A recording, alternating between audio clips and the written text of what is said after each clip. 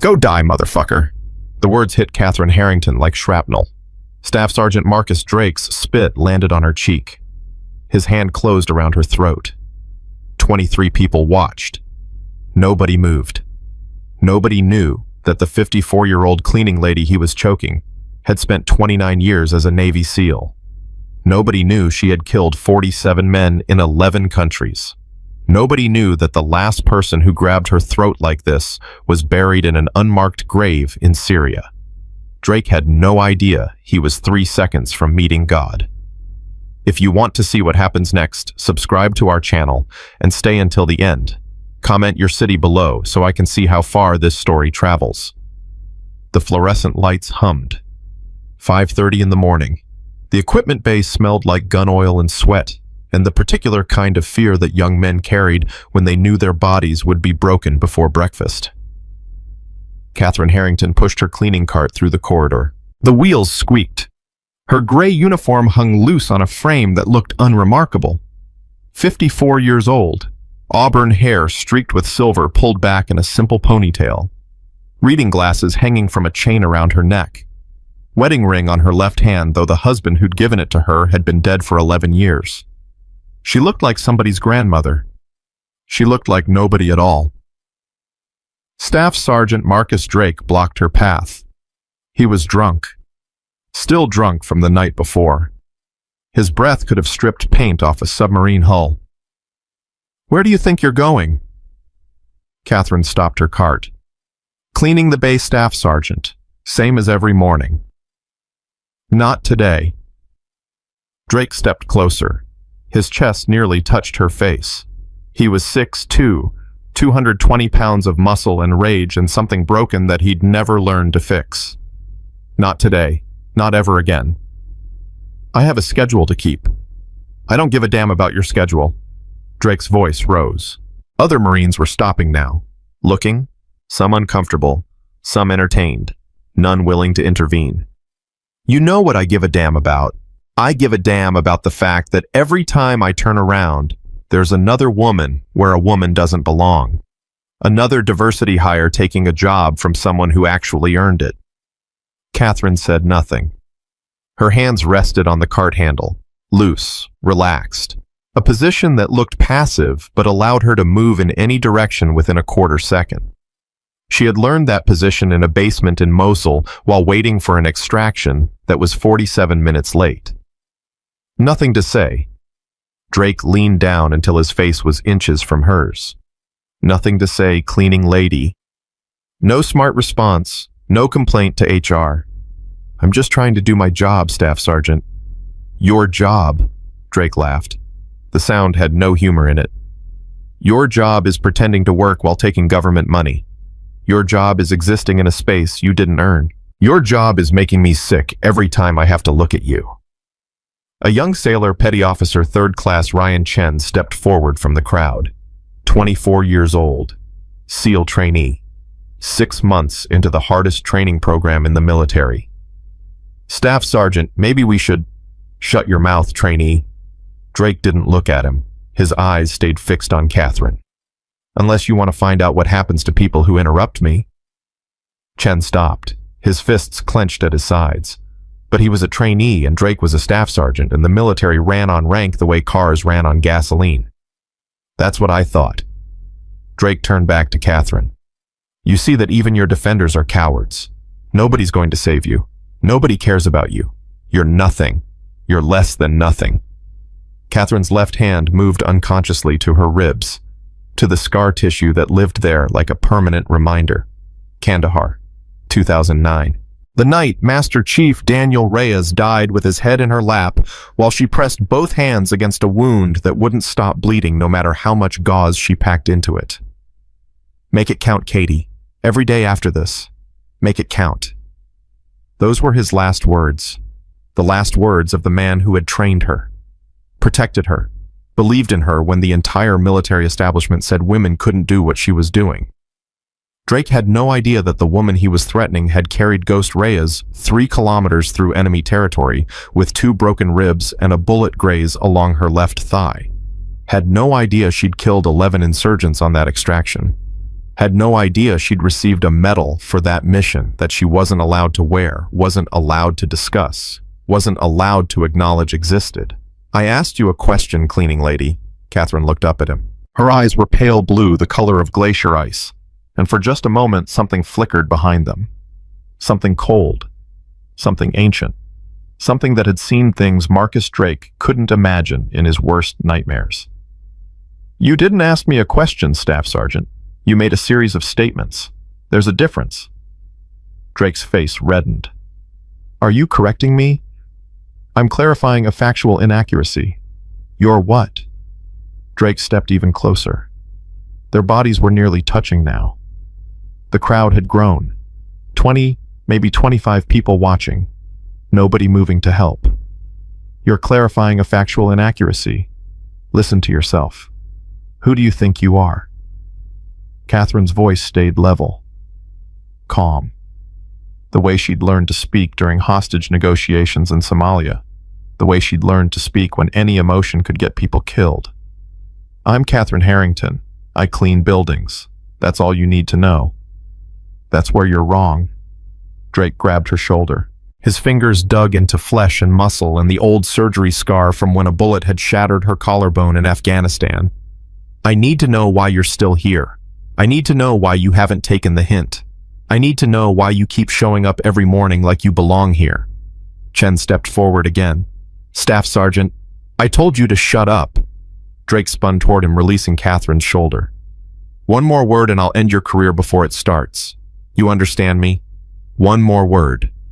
Chen's jaw tightened, but he stopped. Drake turned back to Catherine. His eyes were wild now. Whatever control he'd been maintaining was slipping away, dissolving in alcohol and rage and years of resentment that had no legitimate target. "You want to know what I think?" He grabbed her again, both hands on her shoulders this time, shaking her. "I think you should do the world a favor. I think you should disappear. I think you should go die, motherfucker." The words hung in the air like a grenade with the pin pulled. Catherine Harrington looked at Staff Sergeant Marcus Drake. She looked at his bloodshot eyes and his trembling hands and his pathetic, impotent fury. She looked at a man who had never faced real danger in his life and mistook volume for strength. She thought about what she could do to him. She thought about the 47 techniques Ghost Reyes had taught her for incapacitating an aggressive opponent without leaving visible marks. She thought about the fact that she could have him unconscious in 4 seconds and dead in 7, and nobody in this room would have time to react. Instead, she spoke quietly. "Staff Sergeant, I think you should remove your hands from my person." "Or what?" Drake laughed. "What are you going to do, cleaning lady? File a complaint? Call your supervisor? Cry?" "No." Catherine's voice dropped even lower, so quiet that only Drake could hear her. "I'm going to give you exactly one chance to walk away, one chance to go home, sober up, and reconsider the choices that led you to this moment. That's more than most people get. I suggest you take it." Something in her tone made Drake hesitate. Something in those glacier blue eyes that didn't match the gray uniform and the reading glasses and the cleaning cart. But alcohol and ego were stronger than instinct. "One chance," he spat in her face. The saliva ran down her cheek like a tear. "Here's your one chance, cleaning lady. Here's your one chance to—" His hand closed around her throat. Catherine didn't move, didn't struggle, didn't show any reaction at all. She simply looked at him and waited. The crowd was frozen. 25 people watching a Marine choke a 54-year-old cleaning lady, and nobody doing anything about it because rank was rank and power was power, and nobody wanted to be the one who interfered. Chen was shaking, his entire body trembling with the effort of staying still. Every instinct screaming at him to move, to help, to do something. But Drake's threat echoed in his head. Career over before it started. Everything he'd worked for, everything he'd sacrificed, gone in an instant. He looked at Catherine, and for just a moment he could have sworn she looked back at him with something like reassurance. Something that said, "Don't worry. I've got this. But that was impossible. She was a cleaning lady. She was 54 years old. She was being choked by a man nearly twice her size. What could she possibly have? Catherine counted heartbeats. 1, 2, 3, 4, 5. Drake's grip tightened. Not enough to cut off her air completely. He wasn't trying to kill her, just intimidate her, but enough to leave bruises. Enough to hurt. She'd been hurt worse. So much worse. She'd been hurt in a bunker in Syria when an explosion collapsed the ceiling, and she'd spent 4 hours digging herself out with 2 broken fingers and a concussion. She'd been hurt in a helicopter crash in the Hindu Kush that killed 3 team members and left her with a spinal fracture that took 8 months to heal. She'd been hurt in ways that this man couldn't imagine, in places that didn't exist on any map, by enemies who made Marcus Drake look like an angry child throwing a tantrum. His grip was nothing. His rage was nothing. He was nothing. But she couldn't show him that. Couldn't show anyone. Her cover depended on being invisible. Unremarkable. The woman nobody saw. So she let him choke her. Let him feel powerful. Let him think he was winning. And she waited. The phone in her pocket buzzed. Once, twice, 3 times. She knew that pattern. Knew what it meant. Someone was calling her back to a life she'd left behind 12 years ago. Someone with the authority to reach through her carefully constructed anonymity and pull her back into the darkness. Drake didn't notice. He was too focused on his performance, too drunk on his own fury to pay attention to anything but the fear he expected to see in her eyes. The fear that wasn't there. You feel that? He squeezed harder. You feel what it's like to be helpless, to be nothing. That's what you are. That's what you've always been. Nothing. Nobody.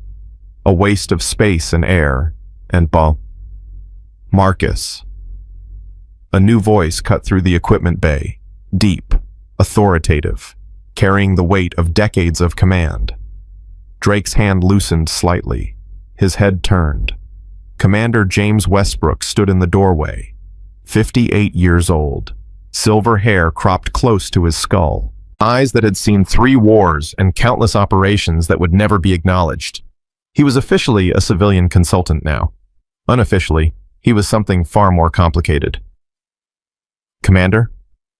Drake straightened slightly, but didn't release Catherine's throat. This doesn't concern you. Everything that happens on this base concerns me, Staff Sergeant. Westbrook walked forward slowly, each step measured, deliberate. The walk of a man who had never needed to hurry because he'd never encountered a situation he couldn't control. But, particularly, anything involving my personnel. Your personnel? Drake's confusion was visible. She's a cleaning lady. She works for facilities management. She doesn't... Take your hand off her throat, Staff Sergeant. Now! Something in Westbrook's voice made Drake obey. His fingers uncurled. He stepped back. His face was red, his breath coming fast, his entire body vibrating with adrenaline and alcohol and the sudden uncertainty of a man who had lost control of a situation he thought he dominated. Catherine rubbed her throat. Red marks were already forming. They'd be bruises by afternoon. Kate. Westbrook looked at her. Something passed between them. Recognition, concern. Communication that happened below the surface where nobody else could see. You all right? Fine, Commander. Her voice was slightly hoarse. Just a misunderstanding. Didn't look like a misunderstanding to me. Westbrook turned to Drake. Staff Sergeant, you're relieved of duty pending investigation. Report to the base commander's office at 0800. Don't be late. Sir, with respect. That wasn't a request. That wasn't a suggestion. That was an order from a superior officer. Are we going to have a problem, Staff Sergeant? Drake's jaw worked. His hands clenched and unclenched. For a moment it looked like he might say something, might push back, might escalate, might do something that would destroy whatever remained of his career. Then he turned and walked out of the equipment bay without another word. The crowd began to disperse. Conversations resumed. The incident was already becoming a story that would spread through the base by lunch. The drunk Marine who threatened the cleaning lady, the commander who intervened, the strange tension that nobody quite understood. Westbrook waited until they were relatively alone. Then he spoke quietly. "We need to talk. My office. 1 hour." "Commander, I'm not—" "That wasn't a request either, Captain." Catherine's heart stopped. He'd used her rank, her real rank. The rank that wasn't supposed to exist anymore. The rank that had been erased from every database, every personnel file, every record that could be accessed by normal channels. 1 hour, Kate. Westbrook's eyes held hers. "It's time." He walked away. Catherine stood alone in the equipment bay, her hand unconsciously moving to her throat where Drake's fingers had been, then lower to her ribs where the scar from Kandahar still ached when the weather changed. Her phone buzzed again. She pulled it out, looked at the message from a blocked number. "Phantom depth activated, 72 hours. Report to Commander Westbrook immediately." This is not a drill. 12 years of silence. 12 years of invisibility. 12 years of being nobody. And now, in the span of 10 minutes, everything had changed. Chen found her in the motor pool 30 minutes later. She was sitting on an overturned crate, staring at nothing, her hands wrapped around a cup of coffee that had gone cold. "Ma'am?" He approached carefully, the way you'd approach a wounded animal. "Are you okay?" Catherine looked up. Her eyes refocused slowly, like someone coming back from a great distance. "I'm fine, Petty Officer. Thank you for asking." "I'm sorry I didn't—" He stopped, started again. "I should have done something. Should have stepped in. Should have— You would have destroyed your career." Her voice was matter-of-fact. No judgment, no accusation. 6 months into SEAL training, and you would have thrown it all away over a drunk Marine and a cleaning lady. That wouldn't have been brave. That would have been stupid. But it would have been right. Catherine looked at him more closely then. Really looked the way she looked at new operators when she was trying to figure out if they had what it took to survive the darkness. "What's your name, Petty Officer?" "Chen, ma'am. Ryan Chen." "How long have you been in training?" 6 months. Made it through Hell Week last month. "And you're still standing." A small smile flickered across her face. "That's something." "Can I ask you something, ma'am?" "You can ask. I might not answer." Chen hesitated. He'd been thinking about this for weeks now, ever since he'd started noticing things that didn't add up. Things about the cleaning lady that seemed wrong for a cleaning lady. "Your hands," he said finally. "The calluses. They're not right." Catherine raised an eyebrow but said nothing. "I've been watching you." He rushed on before she could respond. "Not in a weird way. Just noticing things. The way you move through a room. The way you always position yourself with sight lines to the exits. The way you cleared that jammed door during the lockdown drill. That was a tactical breach technique. Level 3. I've seen instructors do it the exact same way. I've been cleaning this base for 4 years. You learn things. And the way you talk to stressed trainees. Same cadence as the combat instructors. Same calm. Same authority. I read a lot. Ma'am. Chen's voice dropped. I've been around operators my whole life. My father was a SEAL. My grandfather was a frogman in Vietnam. I know what it looks like. I know what it sounds like. And whatever you are, you're not a cleaning lady. Catherine was quiet for a long moment. The coffee cup grew colder in her hands. You're observant, Petty Officer Chen. That'll serve you well if you make it through training. If. It's always if. Nothing is guaranteed in this life. You didn't answer my question. You didn't ask a question. You made a series of observations. Her smile was thin, humorless. There's a difference. She stood, set the coffee cup on the crate, turned to walk away. Ma'am, Chen called after her. That commander, Westbrook. He called you captain. Catherine stopped. Her back was to him. Her shoulders tensed almost imperceptibly. I heard him, Chen continued. He said captain. But you're a civilian. Facilities management. Cleaning staff. Why would a retired SEAL Team 6 commander call a cleaning lady captain? Catherine turned her head, just enough to look at him over her shoulder. Sometimes, Petty Officer Chen, the answer to a question is more dangerous than the question itself. You should think carefully about whether you really want to know. I want to know. Why? Because I'm tired of pretending I don't see what's right in front of me. Because that man put his hands on you and I did nothing. Because somewhere along the way, I learned to look the other way when things didn't make sense, and I don't want to be that person anymore. Catherine faced him fully then. Her eyes had changed. The grandmother was gone. The cleaning lady was gone. What looked back at Ryan Chen was something harder, colder, more alive than anything he'd seen outside of combat footage. My name, she said slowly, is Captain Catherine Harrington, 29 years Naval Special Warfare. Most of what I've done doesn't exist in any database you'll ever access. The people I've killed are buried in places that don't have names. The missions I've run are classified at levels that require presidential authorization to even acknowledge. I've been shot 4 times, stabbed twice, blown up 3 times, and drowned once in an enemy interrogation facility in Syria. I'm 54 years old. I have titanium pins in my left shoulder, 2 fused vertebrae in my lower back, and exactly 11 scars from wounds that should have killed me. For the last 12 years, I've been a ghost. Nobody. Invisible. Pushing a cleaning cart through buildings where people like you train for the life I already lived. She paused.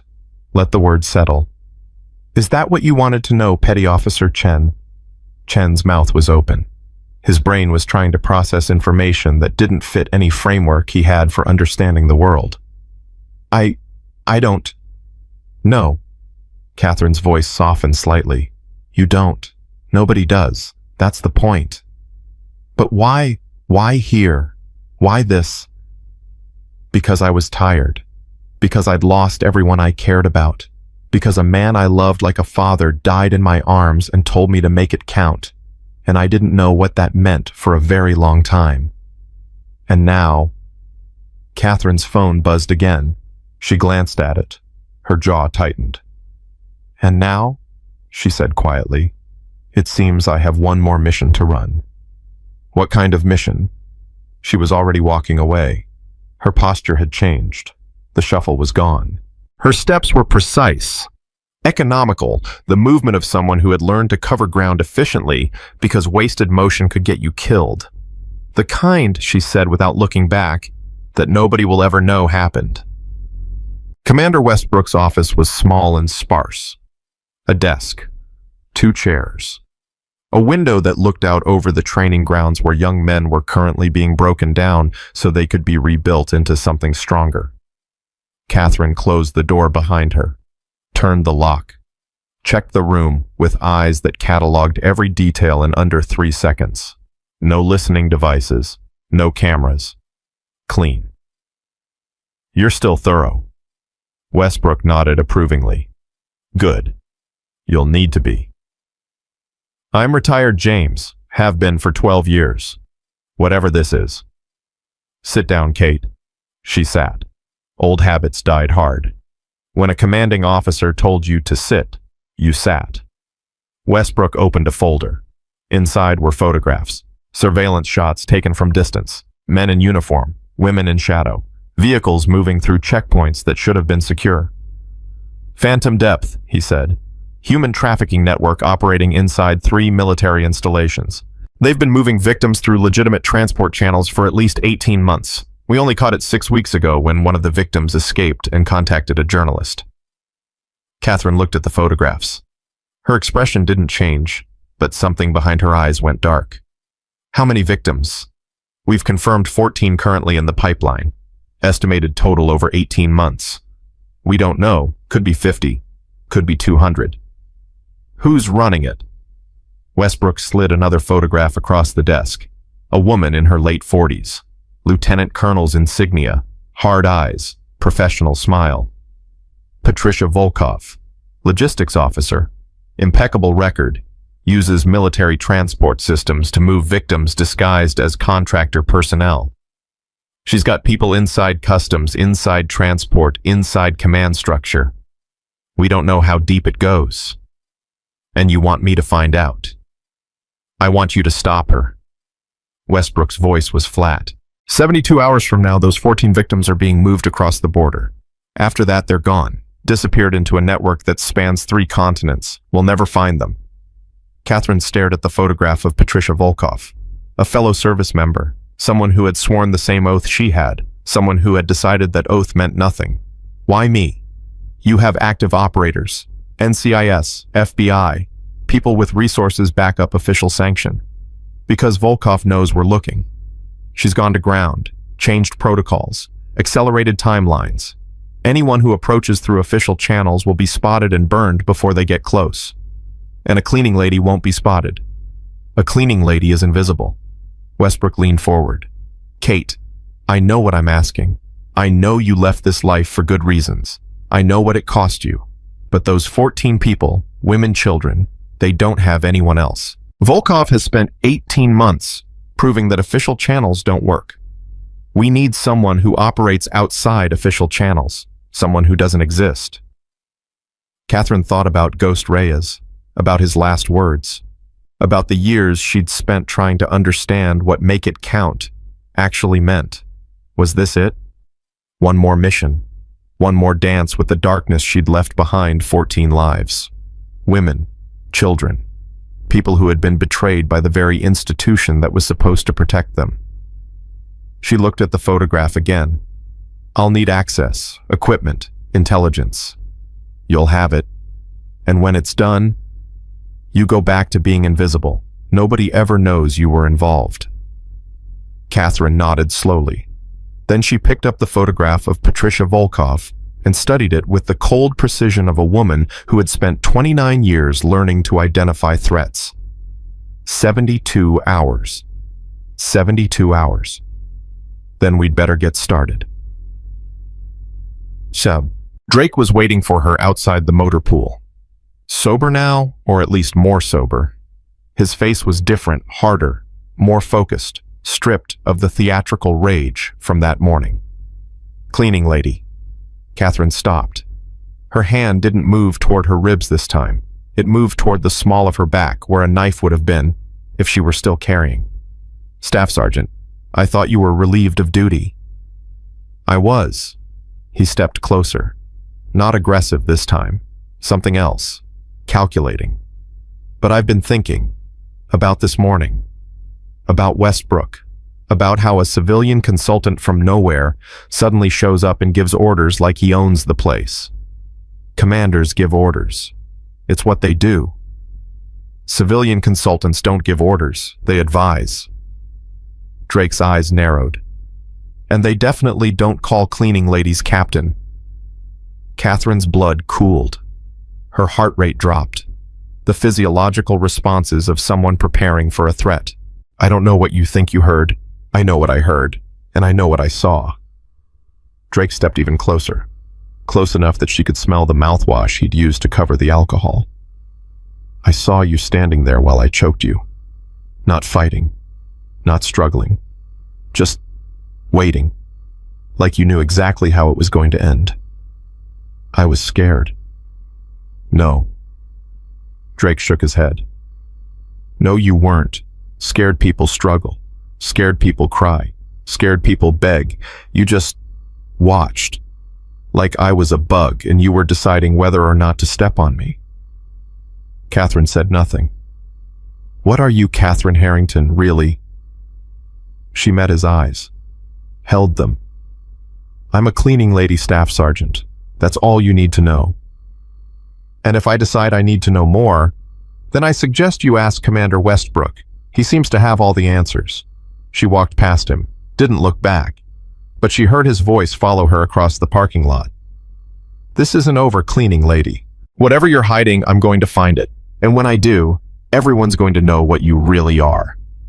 Catherine kept walking. Her phone buzzed again. Another message from the blocked number. Intelligence packet ready.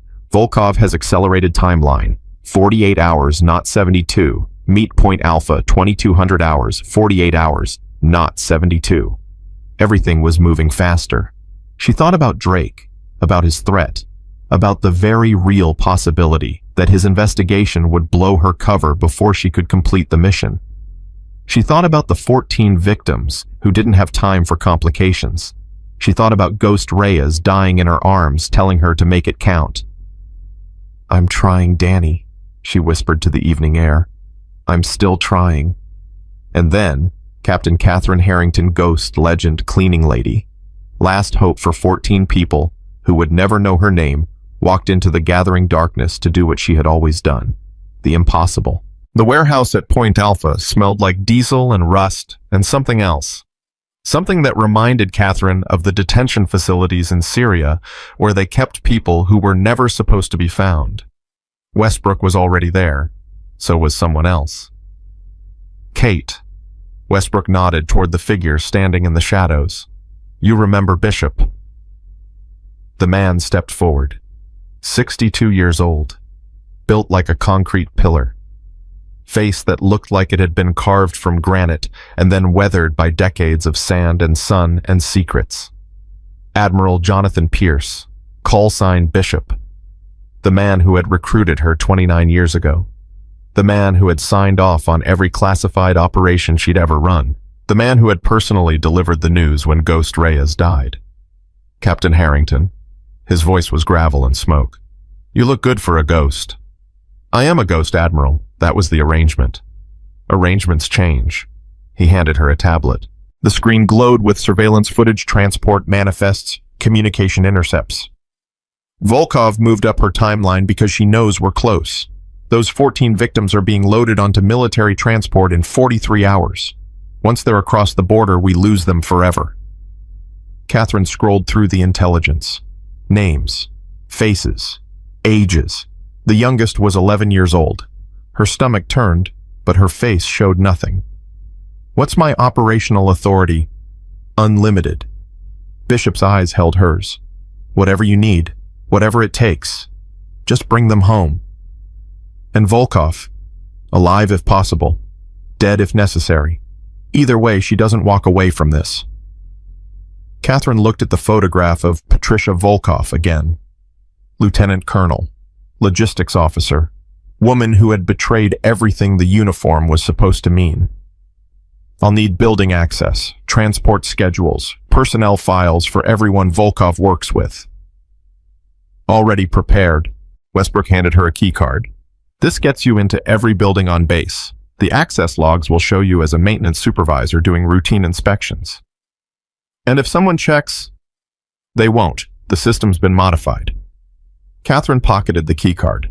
Her mind was already running scenarios, calculating approaches, identifying vulnerabilities. "There's something else." Bishop's voice dropped. "Volkov has help inside the Joint Forces Command. Someone high up. We don't know who. So I'm walking into an operation where I don't know who I can trust." "You're walking into an operation where you can't trust anyone." Bishop's face was grim. "Except Westbrook and me. That's it." Catherine almost laughed. "Almost. Just like the old days, then." "Just like the old days."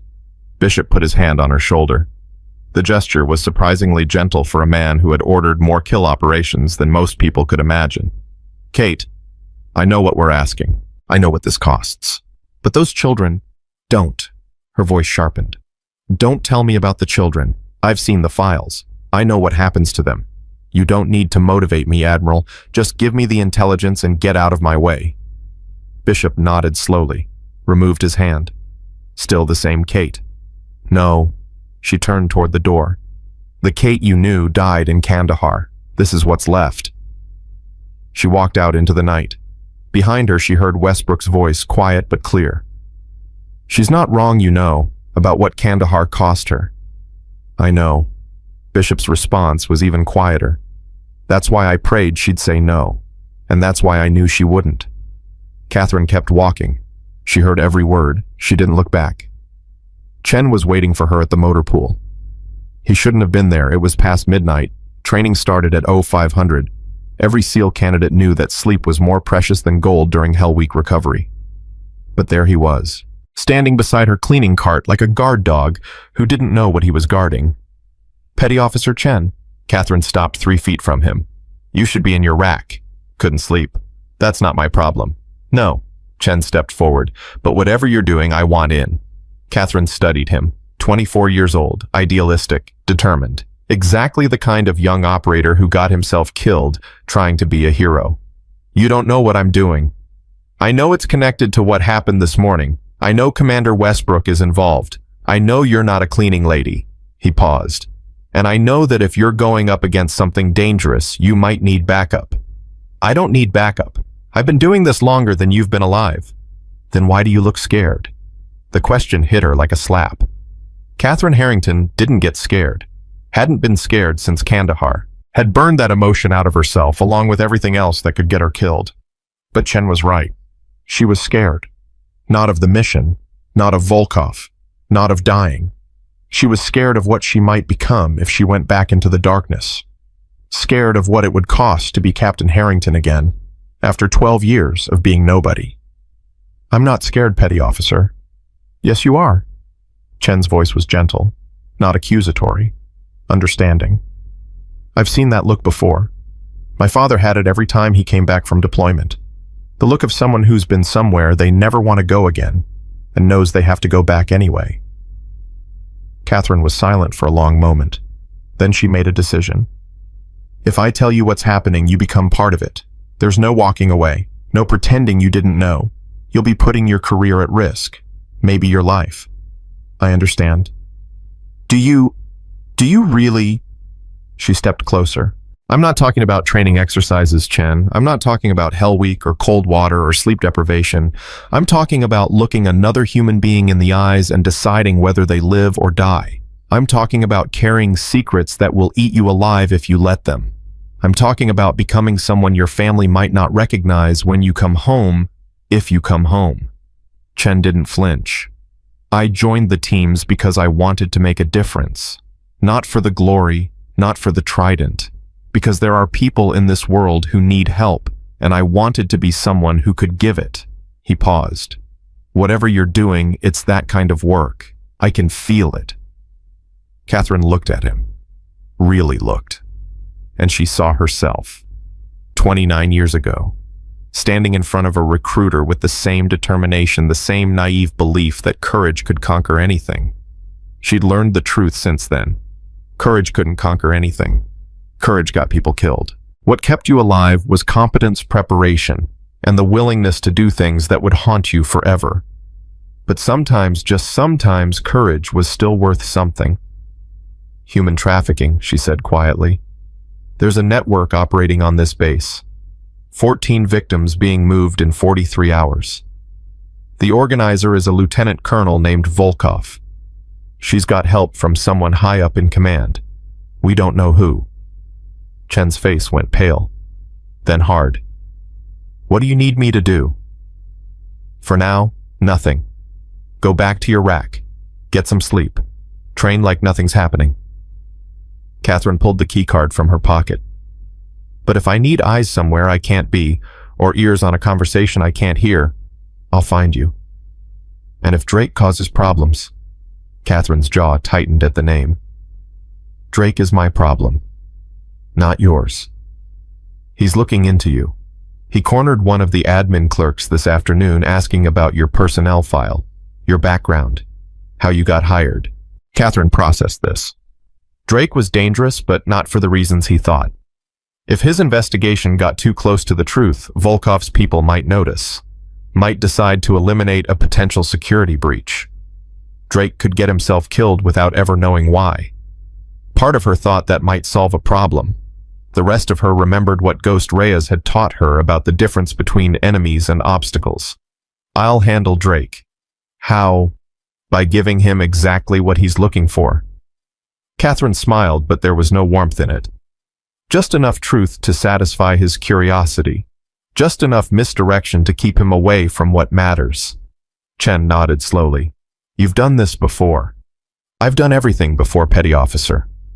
She turned toward the darkness. That's the problem. Catherine found Drake in the NCO club at 0200. He was drinking again or still nursing a whiskey at the bar while the few other patrons gave him a wide berth. She sat down next to him. Staff Sergeant. Drake's head turned, his eyes widened, then narrowed. Cleaning lady. You've got nerve showing your face around me. I have a lot of things, Catherine signaled the bartender. Coffee. Black.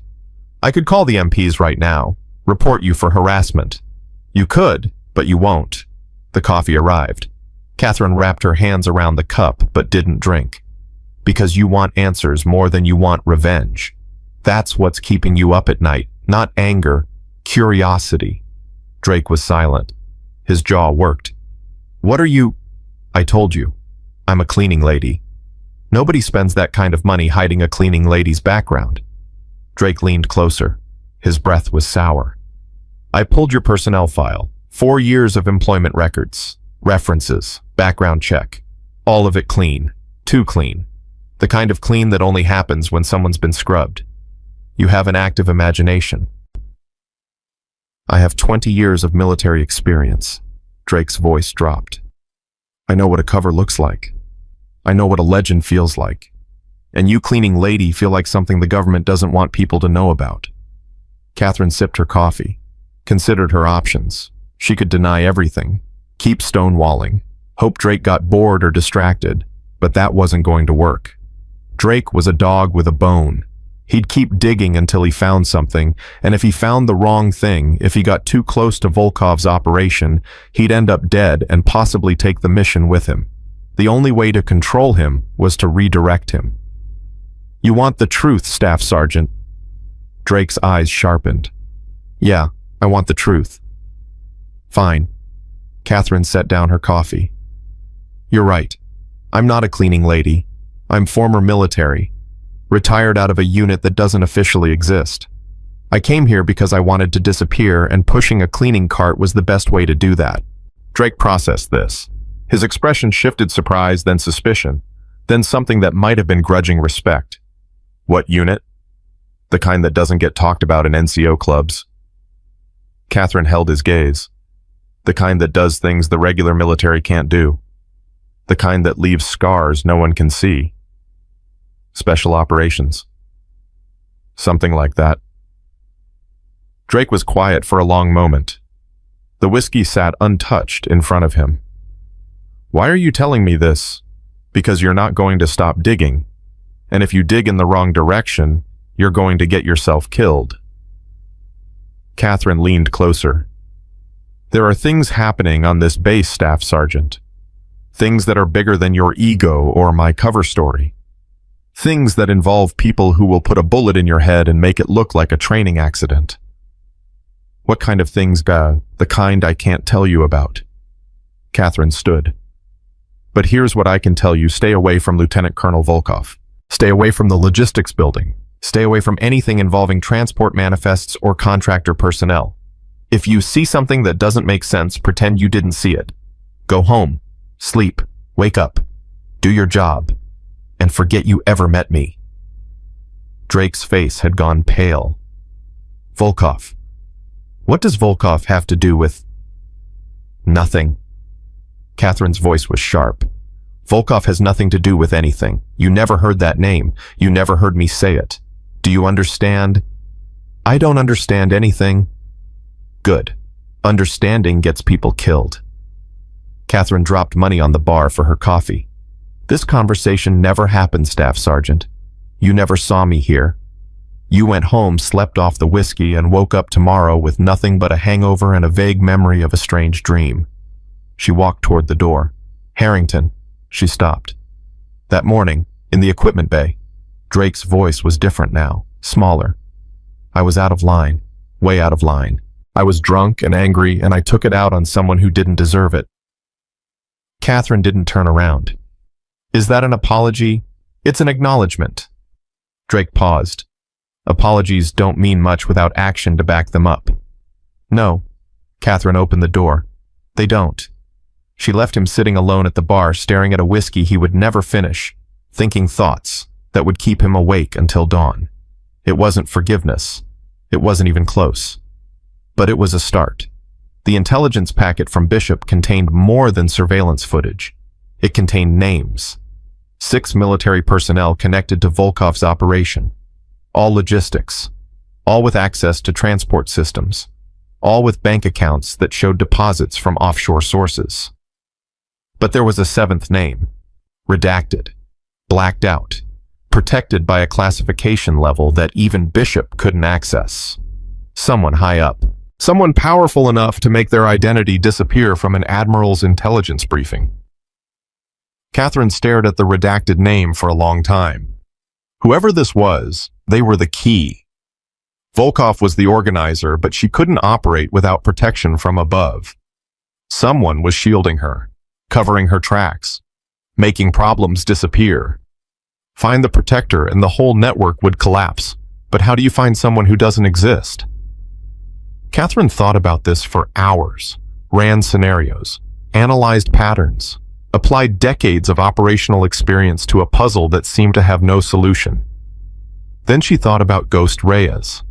When you can't find the answer in the data, Katie find it in the people. Data lies, people leak.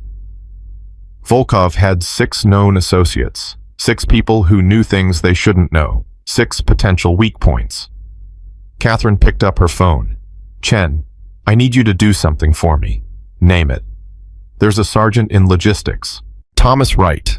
Works the night shift on the transport desk. I need you to become his best friend. Silence on the other end.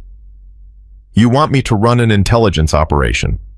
I want you to buy a fellow service member a drink and listen to him talk about his problems. That's not an intelligence operation. That's just being friendly. And if he talks about things he shouldn't, then you remember every word and tell me exactly what he said. Catherine paused. Can you do that, Chen? Yeah.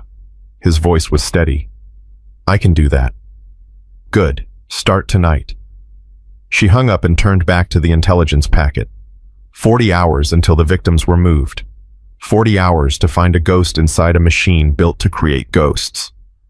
The clock was ticking, and somewhere in the darkness, Catherine Harrington could feel the old instincts waking up. The cold assessment, the tactical precision, the willingness to do whatever it took to complete the mission. She had spent 12 years trying to forget who she was. Now she remembered, and she wasn't sure if that was a good thing or a very, very bad one. The nightmare came at 0400 the way it always did. Kandahar, the L-shaped ambush, Ghost Reyes bleeding out in her arms while she packed gauze into a wound that wouldn't stop flowing. Make it count, Katie. Every day after this, make it count. She woke with his name on her lips and tears on her cheeks and the old scar throbbing like it had never healed. 12 years. 12 years of therapy and medication and meditation and every other tool the VA could offer. It still felt like yesterday. She sat on the edge of her bed, pressed her hands against her face, counted breaths the way Ghost had taught her. In for 4, hold for 7, out for 8. The panic receded. The tears stopped. The scar settled into its familiar ache. She was Captain Catherine Harrington. She had a mission. People were depending on her. The grief could wait. It had waited 12 years. It could wait a few more days. Chen's report came at 0900. Wright talked. More than he should have. Chen's voice was tense through the phone. He mentioned Volkov by name, said she's been running special cargo for the past 18 months, said there's a shipment tonight. Catherine's blood ran cold. Tonight I thought we had 40 hours. So did I. But Wright said the timeline changed again. Something spooked them. They're moving the whole operation. When tonight? 2300. Loading dock 7. Military transport headed for the border. Catherine checked her watch. 14 hours.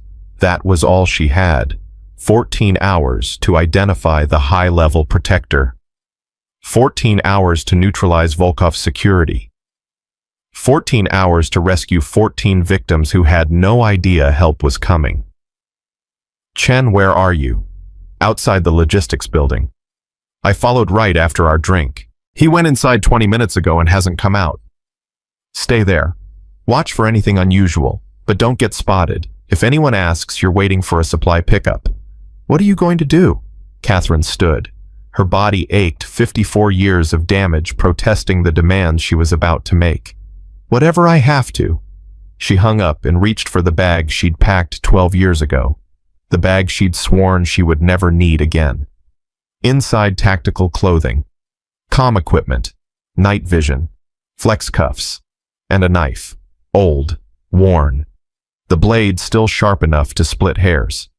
Ghost Reyes had given her that knife the day before he died. For when there's no other option, Katie, use it wisely. She had used it 3 times since then. 3 men who would never hurt anyone again. She hoped tonight wouldn't make it 4. But she was prepared if it did. Catherine Harrington picked up the knife, felt its weight in her hand, remembered the lives it had taken and the lives it had saved. Then she slipped it into her belt and walked out the door. The game had changed.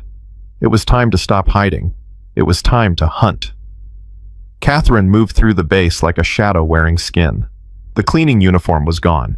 In its place, dark tactical clothing, lightweight boots, the kind of gear that whispered instead of announced. She hadn't worn these clothes in 12 years, but they fit like they'd been waiting for her. Her body remembered what her mind had tried to forget. The logistics building was quiet at 1400 hours. Most personnel were at lunch. The skeleton crew that remained was focused on paperwork, not security. Catherine slipped through a service entrance using the keycard Westbrook had provided. The access logs would show a maintenance inspection. Nothing unusual, nothing memorable. She needed to reach Volkov's office, needed to access her computer, needed to find the identity of the 7th name, the protector hiding behind classification levels that even admirals couldn't penetrate. The corridor stretched ahead of her, empty, silent, too silent. Catherine's instincts screamed a warning half a second before the door behind her opened.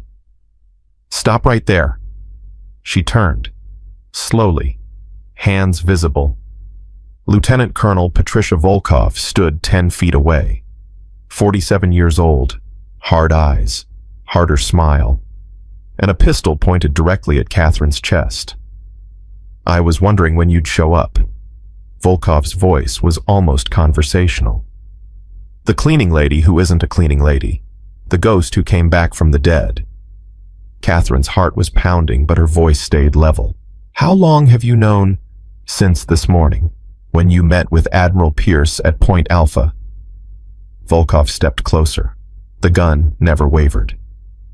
You thought that location was secure, sweetheart. I've been running this operation for 18 months. Every safe house, every dead drop, every secret meeting point, I know them all. I've had to. Survival requires intelligence. Then you know why I'm here. I know exactly why you're here. The 14 packages scheduled for transport tonight. You want to play hero. Save the day. Ride off into the sunset feeling good about yourself. Volkov's smile widened. That's not going to happen. Catherine calculated distances, angles, response times. Volkov was 6 feet away. Too far for a disarm. The pistol was a Beretta M9 15 rounds 1 in the chamber. Volkov's stance was professional, military training. She knew how to shoot. You could surrender now, Catherine said. NCIS is already building a case. Admiral Pierce has evidence. Your operation is over whether you kill me or not. My operation is just beginning, Volkov laughed. The sound had no humor in it. You think this is about money, about the pathetic fees we collect for moving cargo. This is about something much bigger. Something that's been building for years. What are you talking about? The network, Captain Harrington. That's right, I know your real rank. I know everything about you. 29 years of classified operations, 47 confirmed kills. The woman who dragged Daniel Reyes 3 kilometers through enemy territory with 2 broken ribs. Volkov's eyes gleamed. You're a legend, and legends are valuable. Very valuable. Catherine's blood went cold. You're not just trafficking civilians. Civilians are amateur hour. The real money is in talent, military personnel, intelligence officers, people with skills that can be repurposed. Volkov stepped closer. That's why you're not going to die today, Captain. You're going to disappear. And in 6 months after the reconditioning is complete, you're going to work for people who pay much better than the United States government. You're insane. I'm practical. Volkov gestured with the gun. Now, you're going to walk ahead of me. Slowly. Hands visible. We're going to take a little trip to a facility where your legendary skills will be put to better use. Catherine didn't move. I said walk. No. Volkov's expression flickered. Surprise, then anger. Do you understand what's happening here? I have a gun pointed at your chest. You have no weapons, no backup, no options. Walk, or I put a bullet in your knee and drag you. You won't shoot me. Try me. You just told me I'm valuable. Valuable enough to reprogram. Valuable enough to sell. Catherine took a step forward, then another.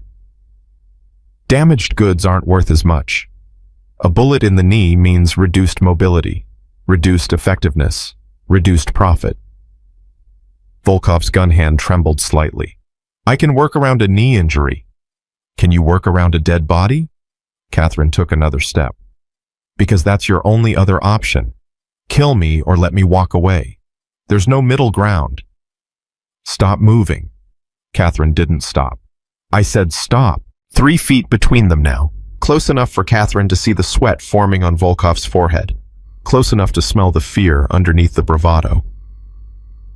You've never killed anyone, have you, Colonel? Catherine's voice was soft, almost gentle.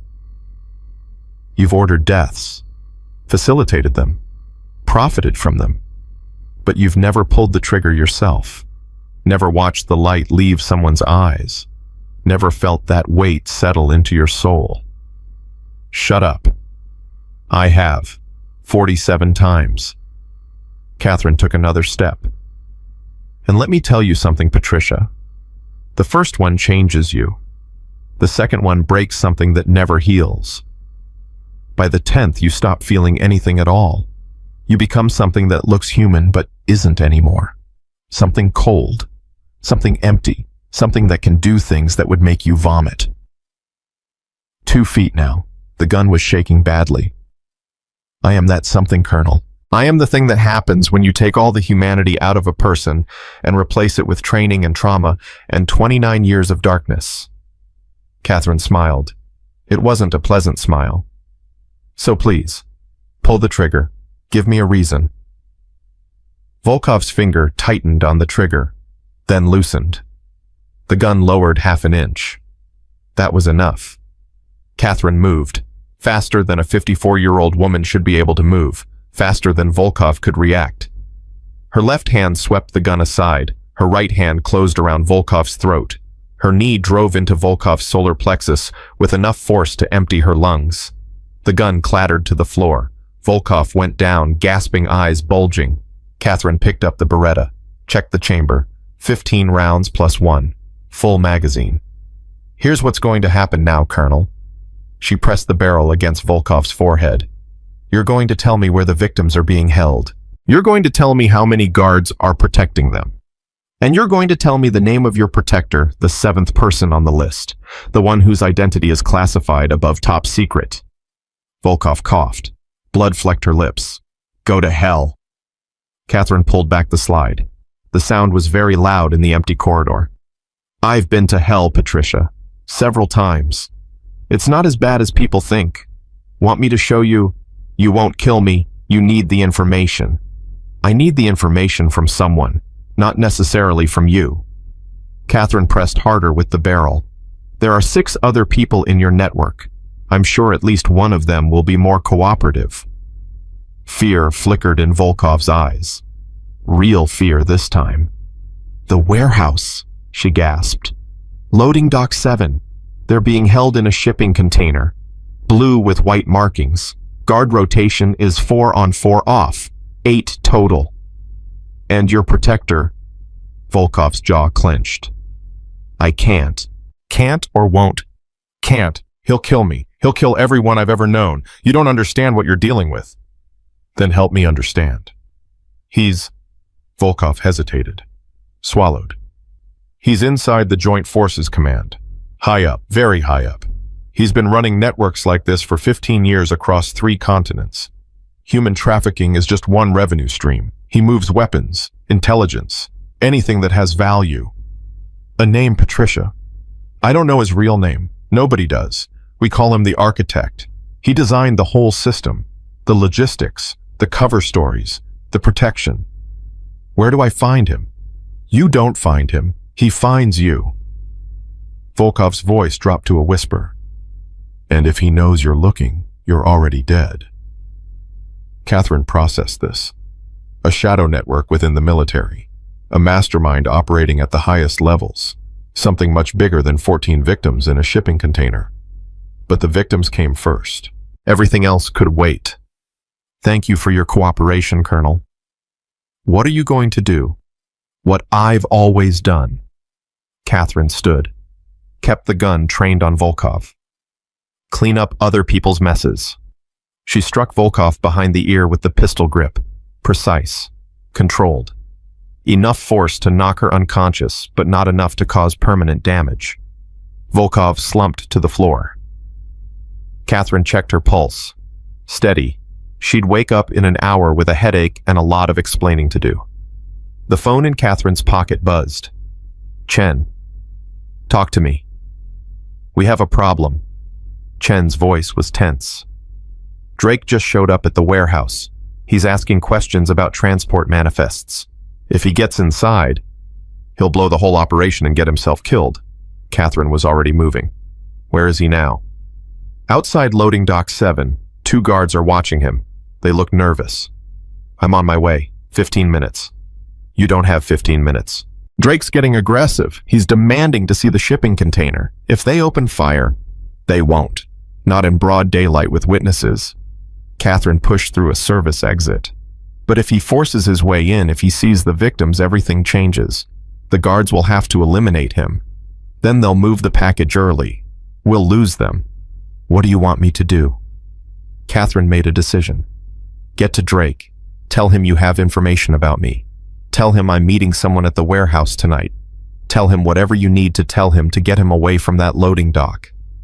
And if he doesn't believe me, then knock him unconscious and drag him away. I don't care how you do it, Chen. Just keep him clear of that container for the next 8 hours. Can you do that? Silence on the other end. Then, yeah, I can do that. Good, move.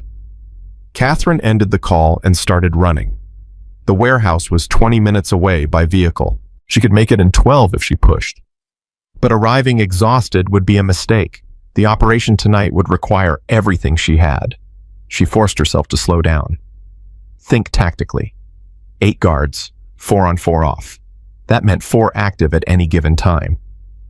The container was at loading dock 7. Blue with white markings. Victims inside. She needed a plan. A real plan, not just improvisation and violence. Ghost Reyes's voice echoed in her memory. When you're outnumbered, Katie, you don't fight fair. You change the rules.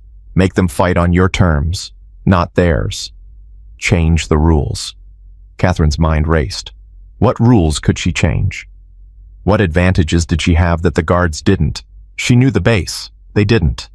She had been invisible here for 4 years. They expected a cleaning lady. She had backup Chen Westbrook Bishop. They thought they were operating in secret. And she had something else. Something they couldn't predict. 29 years of experience in doing the impossible. Catherine pulled out her phone again. Admiral, it's Harrington. Kate, report.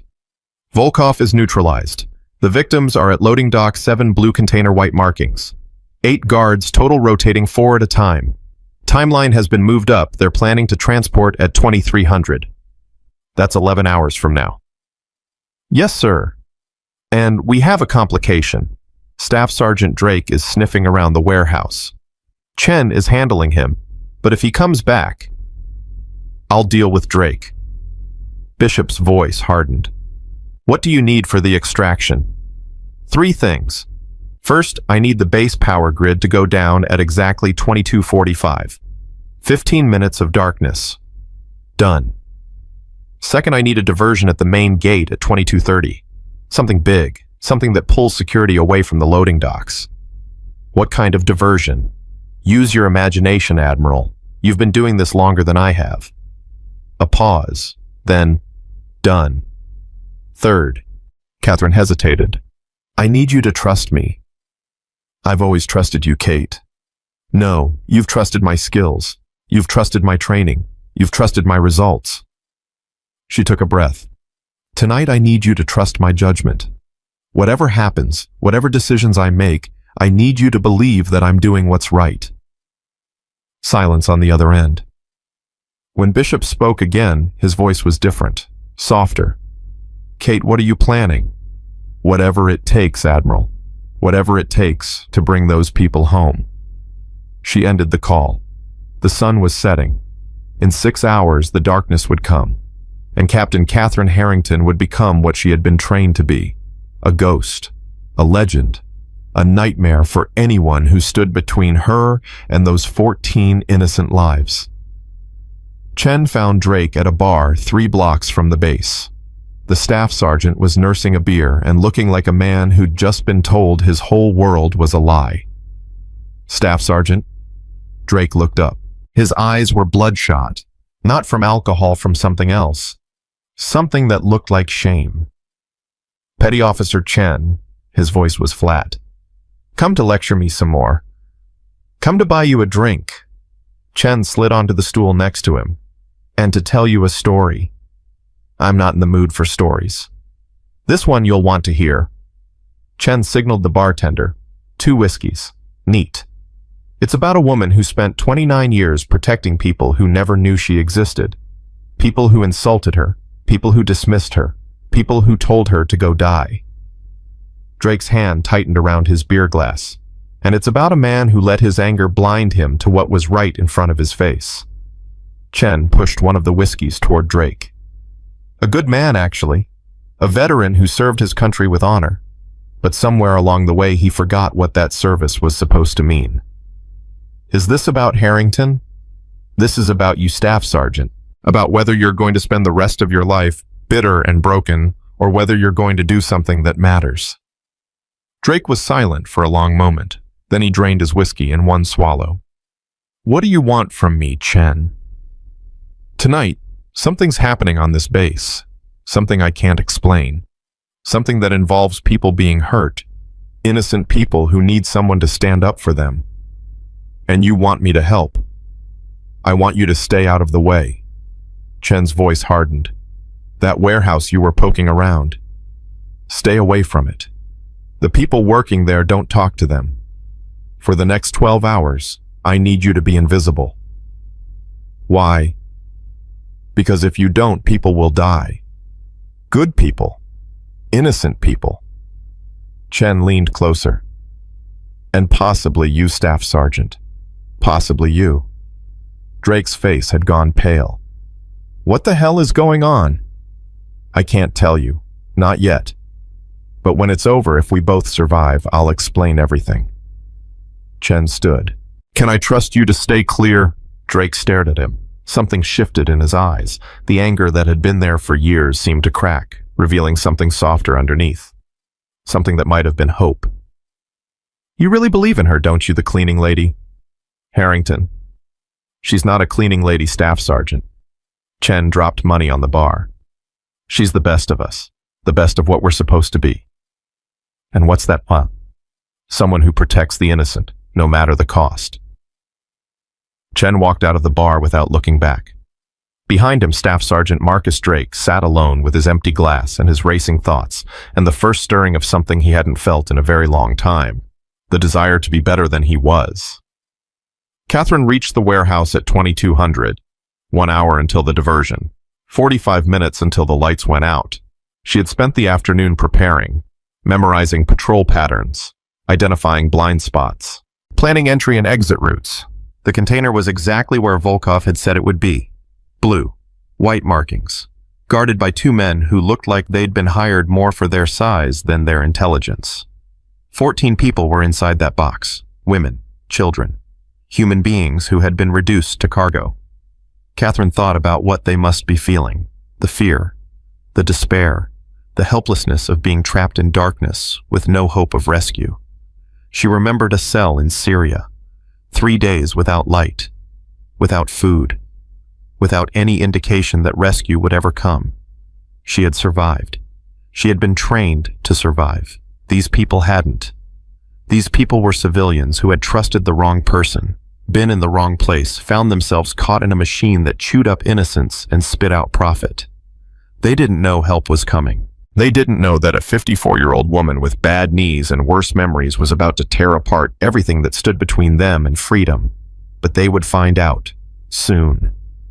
Catherine's phone buzzed. Westbrook. Kate, we have a problem. What kind of problem? The architect. We got a hit on his identity. Catherine's heart stopped. Who is he? Silence on the other end. Too long. James. Who is the architect? It's Admiral Pierce. Westbrook's voice was barely a whisper. Bishop. The man who recruited you. The man who sent you on this mission. He's been running the network for 15 years. The world tilted. Catherine grabbed the wall to steady herself. That's impossible. The evidence is solid. Financial records, communication intercepts, testimony from Volkov. She started talking when NCIS picked her up. Bishop is the architect. And Kate, if he knows you're onto him. He sent me here. He gave me the mission. He set you up. Westbrook's voice cracked. Don't you see this whole operation was designed to bring you out of hiding, to identify you, to capture you? For reconditioning. Catherine remembered what Volkov had said. Valuable. Repurposed. Sold. Kate, you need to abort. Get off the base. Get somewhere safe. We'll figure out another way to... No. Kate. Those people are still in that container. They're still going to be transported in 40 minutes. Whatever Bishop's game is, it doesn't change their situation.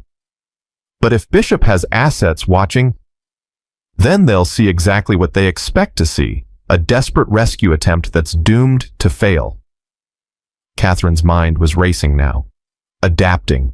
Adjusting. Finding new angles in a situation that had just become infinitely more dangerous. But that's not what's going to happen, James. What's going to happen is I'm going to rescue those people, expose Bishop, and bring down the entire network. How? I don't know yet.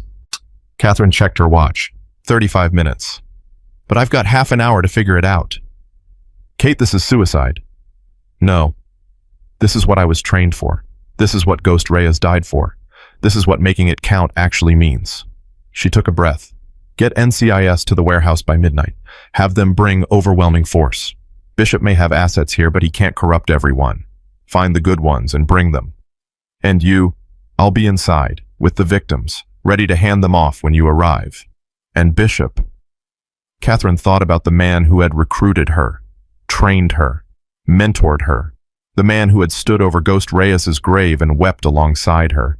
The man who had apparently been a monster all along. Bishop will face justice, one way or another. She ended the call. 33 minutes. Catherine looked at the container, at the guards, at the darkness spreading across the base like a living thing. Then she started moving. The diversion came at 22:30, right on schedule. An explosion at the main gate, non-lethal, but spectacular enough to draw every available security officer. The power failed at 22:45. 15 minutes of darkness, just as Catherine had requested. But now she knew that Bishop had arranged it, that every advantage she'd been given was actually a trap, that she was walking into an operation designed to capture her. It didn't matter. The victims were real. The danger to them was real. Whatever Bishop's game was, she couldn't let 14 innocent people pay the price. Catherine moved through the darkness like she was born in it. 29 years of training taking over. Her body remembering what her conscious mind had tried to forget. 2 guards at the loading dock. She neutralized them silently, pressure points, not violence. They'd wake up in an hour with headaches, but no permanent damage. The container door was locked. Industrial padlock. She picked it in 30 seconds. The door swung open. 14 faces stared at her from the darkness. Women. Children. Eyes wide with terror. My name is Kate. She kept her voice low, calm. The voice of someone who had talked hostages through extractions in languages she didn't speak. I'm here to help you. You're safe now. A woman in the front spoke. Her voice trembled. They said no one was coming. They said we would disappear. They were wrong. Catherine stepped into the container. I need you to follow me. Stay quiet. Stay close. Don't look at anything except the person in front of you. Can you do that? Nods. 14 heads bobbing in the darkness. Good. We're going to walk out of here together. And when the sun comes up, you're going to be free." She led them out, one by one, into the darkness. The lights came back on at 2300 earlier than expected, earlier than Bishop had promised. Catherine was halfway across the loading area when the floodlights blazed. 14 civilians exposed. No cover, no escape, and standing in their path, flanked by 8 armed men, Admiral Jonathan Pierce, Bishop, the architect, Captain Harrington. His voice was almost sad. "I really hoped it wouldn't end this way." Catherine positioned herself between Bishop and the victims. "Let them go. This is between us. Nothing is between us except business." Bishop stepped forward. His men raised their weapons. "You're valuable, Kate. More valuable than you know. Your skills, your experience, your legendary status among operators who've heard the stories without knowing who you really are. I'm not for sale. Everyone's for sale. It's just a matter of finding the right price." Bishop gestured at the victims behind her. "Or the right leverage. You'd kill innocent people to get to me. I'd do whatever's necessary. That's what you taught me, Kate. That's what you taught all of us. Whatever it takes to complete the mission." Catherine's hand moved slowly toward the knife at her belt. Ghost's knife, the blade she'd carried for 15 years. "You're right," she said quietly. "I did teach you that, but you forgot the most important part. And what's that? The mission has to be worth completing." She moved. The knife flew from her hand, spinning, flashing in the floodlights. It buried itself in Bishop's shoulder. He screamed. His men hesitated, half a second of confusion, half a second of shock. Half a second was all Catherine needed. She was among them before they could fire, disarming, striking, using their bodies as shields against each other. 8 men, trained, armed, professional.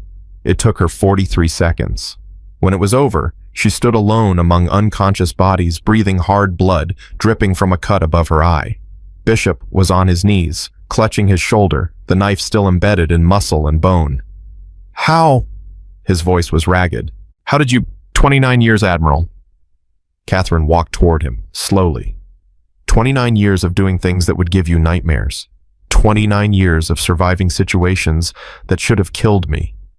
Did you really think 8 men would be enough? I trained you. You started me. Ghost Riaz finished me. Catherine pulled the knife from his shoulder. The movement made him scream again. "And now I'm going to finish you." "Wait." Bishop's eyes were wild, desperate. "Wait. I can tell you things. Things about the network. Names, locations, operations you don't know about. Save it for NCIS. They'll never find everyone. The network is too big, but I can give you everything. You already gave me everything I need." Catherine looked at him with eyes that held no mercy, no compassion, nothing except the cold assessment of a predator evaluating prey. "You gave me a mission. Rescue 14 people. That's done. Everything else is just noise." Sirens in the distance, getting closer. "That'll be the cavalry." Catherine cleaned Ghost's knife on Bishop's uniform. "Try not to bleed to death before they get here." She turned to the victims. 14 faces, still terrified. But something else now too. Something that looked like hope. "You're safe now." Catherine's voice was gentler. "Really safe. The people coming will take care of you." The woman who had spoken earlier stepped forward.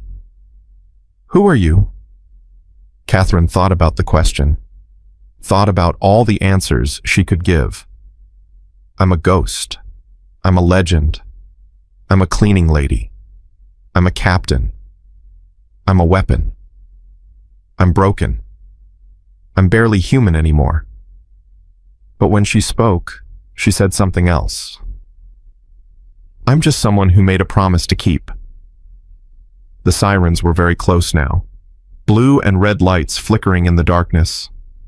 Catherine Harrington looked at the sky, at the stars she hadn't let herself see in 12 years. And somewhere in the night she could have sworn she heard Ghost Riaz laughing.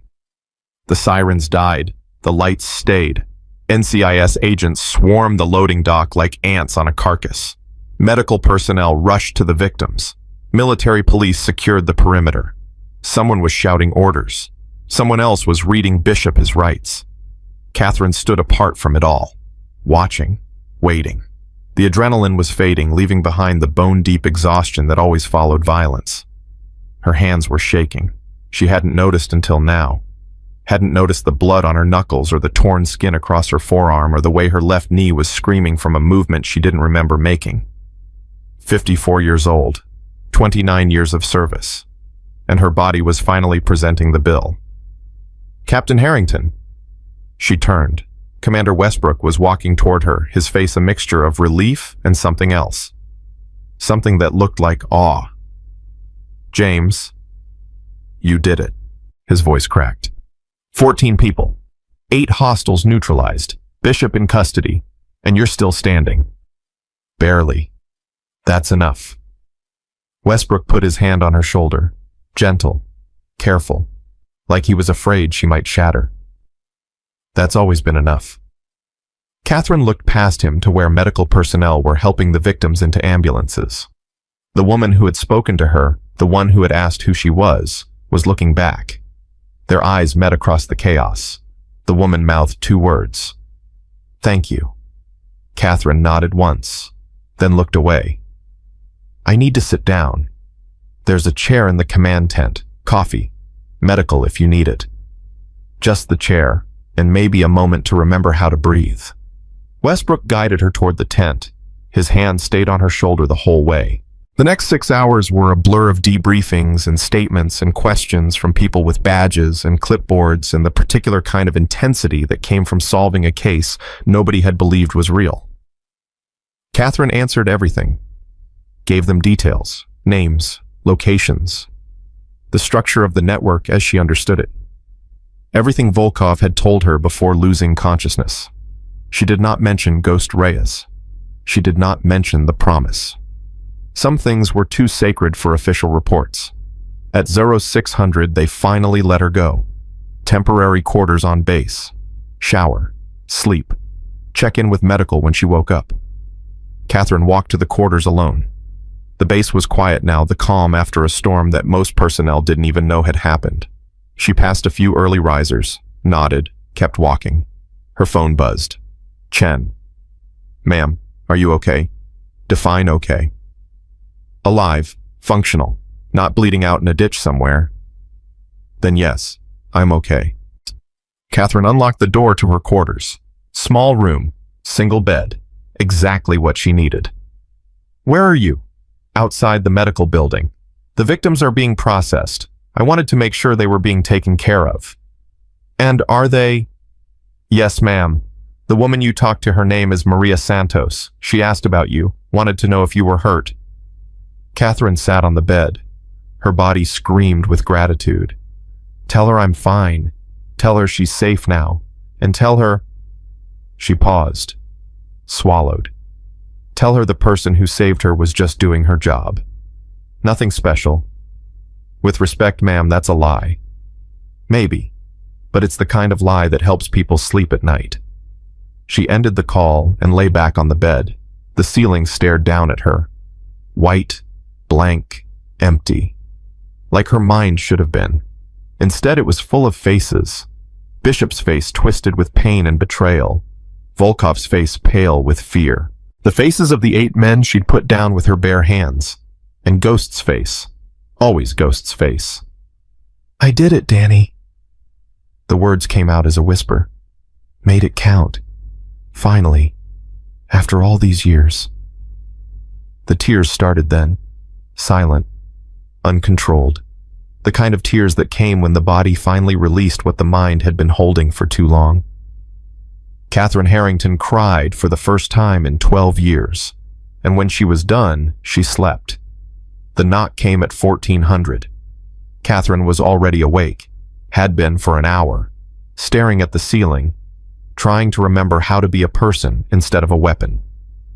"Come in." The door opened. Staff Sergeant Marcus Drake stood in the doorway.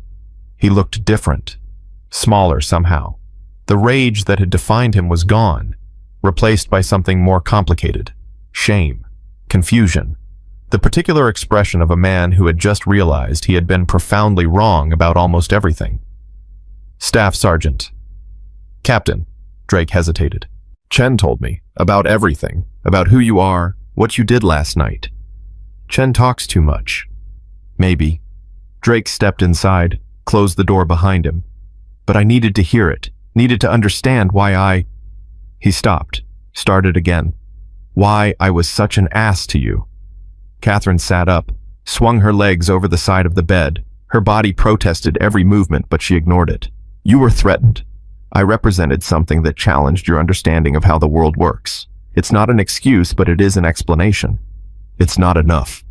Drake's voice cracked. I grabbed you. I threatened you. I told you to go die. His hands clenched at his sides.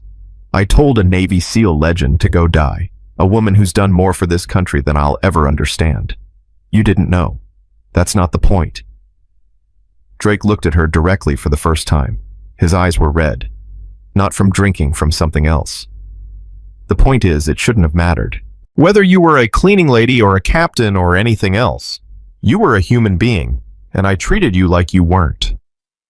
Catherine was quiet for a long moment. She thought about all the ways this conversation could go, the anger she could express, the condemnation she could deliver, the righteous fury she was entitled to after everything he had put her through. But she was tired of anger, had been tired of it for years, and she saw something in Drake's eyes that she recognized, the desperate need to be better than his worst moment, the hope that redemption was still possible despite everything. She had felt that same thing, after Kandahar, after Ghost. Sit down, Marcus. Drake blinked. The use of his first name seemed to throw him off balance. He sat. Let me tell you something about Ghost Reyes. Catherine's voice was soft. He was the man who trained me, believed in me when everyone else said women didn't belong in special operations. He died in my arms in Kandahar, and his last words were, "Make it count." Drake listened, silent, barely breathing. For 12 years, I didn't know what that meant. I thought it meant revenge, justice, making sure his death wasn't wasted. But that's not it. Catherine paused. What it means is this. Every day you wake up is a chance to be better than the day before. Every moment is an opportunity to choose kindness over cruelty. Every person you meet is someone who might need exactly the grace you wish someone had shown you. I don't deserve grace. Nobody deserves grace. That's what makes it grace. Catherine leaned forward. You made a mistake, Marcus, a bad one, but you're here now, owning it, looking me in the eye and telling me you were wrong. That takes courage. It takes basic decency. In my experience, basic decency is the rarest thing in the world. Catherine almost smiled. You have it. You just forgot for a while. Drake's jaw trembled. His eyes filled with tears he refused to let fall. How do I make it right? You don't. Catherine's voice was gentle. You can't unmake what happened, but you can make the next thing better, and the thing after that, and everything after that for the rest of your life. That's it. Just keep trying. That's everything, Staff Sergeant. That's the whole secret of being human. We fail. We hurt people. We make mistakes that seem unforgivable. And then we wake up the next day and try again anyway. Drake was quiet for a long time. When he spoke, his voice was barely audible. I want to be different. Then be different. I don't know how. You start by trying. Catherine stood, extended her hand. Every single day. You fail. You try again. That's it. Drake looked at her hand like it was a lifeline thrown to a drowning man. Then he took it. His grip was firm, steady. The grip of a man who had just decided to become someone new. Thank you, Captain. Don't thank me yet. Catherine released his hand. Thank me when you've done the work, when you've become someone who doesn't need to be ashamed of who they were. And if I fail, then you try again. Her eyes held his. That's what Ghost taught me. That's what I'm teaching you. The mission is never over. Not until you're dead. And sometimes, not even then. Drake nodded slowly, then turned toward the door. He stopped with his hand on the handle. Captain, the people you saved last night. The 14 victims. Maria Santos. What about her? She's been asking about you. Wants to meet the woman who pulled her out of that container. Drake looked back. I think she needs to see your face, to know you're real, that what happened wasn't just a dream. Catherine thought about this, about the woman's eyes in the darkness, about the 2 words she had mouthed across the chaos. Thank you. Tell her I'll come by the medical building, tomorrow, when she's had time to rest. I'll tell her. Drake opened the door, paused one more time. Captain Harrington, for what it's worth, I'm glad you're alive. I'm glad you were here. And I'm sorry it took almost losing everything for me to see what was right in front of me. He left. Catherine stood alone in the small room staring at the closed door. Something had shifted. In Drake. In her. In the space between them where hatred had lived, and something else was now growing. Not friendship. Not yet. But possibility. The ceremony was scheduled for 1800. Catherine didn't want it, had argued against it, had told Westbrook and Bishop's replacement and everyone else who would listen that she didn't need recognition, didn't want attention, didn't deserve medals for doing what anyone with her training would have done. They overruled her. The victims need to see justice done, Westbrook had said. They need to see the person who saved them honored. It's not about you, Kate. It's about them. About closure. So she put on the dress whites she hadn't worn in 12 years. The uniform that still fit somehow despite everything. The medals she had earned and never displayed. She looked at herself in the mirror and didn't recognize the woman staring back. Captain Catherine Harrington. Navy Cross recipient. Bronze Star with V device. Purple Heart twice over. She looked like someone important. She felt like a fraud. The room was smaller than she expected. No press, no cameras. Just 30 people arranged in precise rows, the 14 victims now clean and rested and wearing borrowed clothes. The NCIS agents who had processed them. Westbrook. Chen. Drake standing in the back looking uncomfortable in his dress uniform. And at the front, Admiral Rebecca Torres. Bishop's replacement. A woman in her 60s with eyes that had seen too much and a voice that carried the weight of command. Captain Catherine Harrington.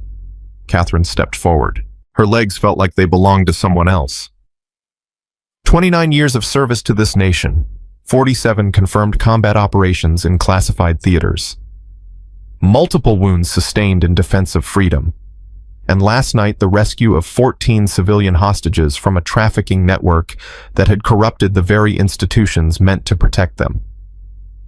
Torres paused. The room was silent. For extraordinary heroism and distinguished service above and beyond the call of duty, it is my honor to present you with the Navy Cross. The medal was heavy in Torres's hands. Blue ribbon, gold cross, the second highest military decoration for valor. Catherine didn't move. Captain. She looked at the medal, at Torres, at the faces of the people she had saved. Then she spoke. Admiral Torres, I appreciate the gesture, but I can't accept this. Murmurs rippled through the room. Captain, this award has been approved at the highest levels. I don't mean I'm refusing it. Catherine's voice was steady. I mean I can't keep it, not for myself. She took the medal from Torres's hands, felt its weight, remembered every operation, every mission, every moment that had led to this.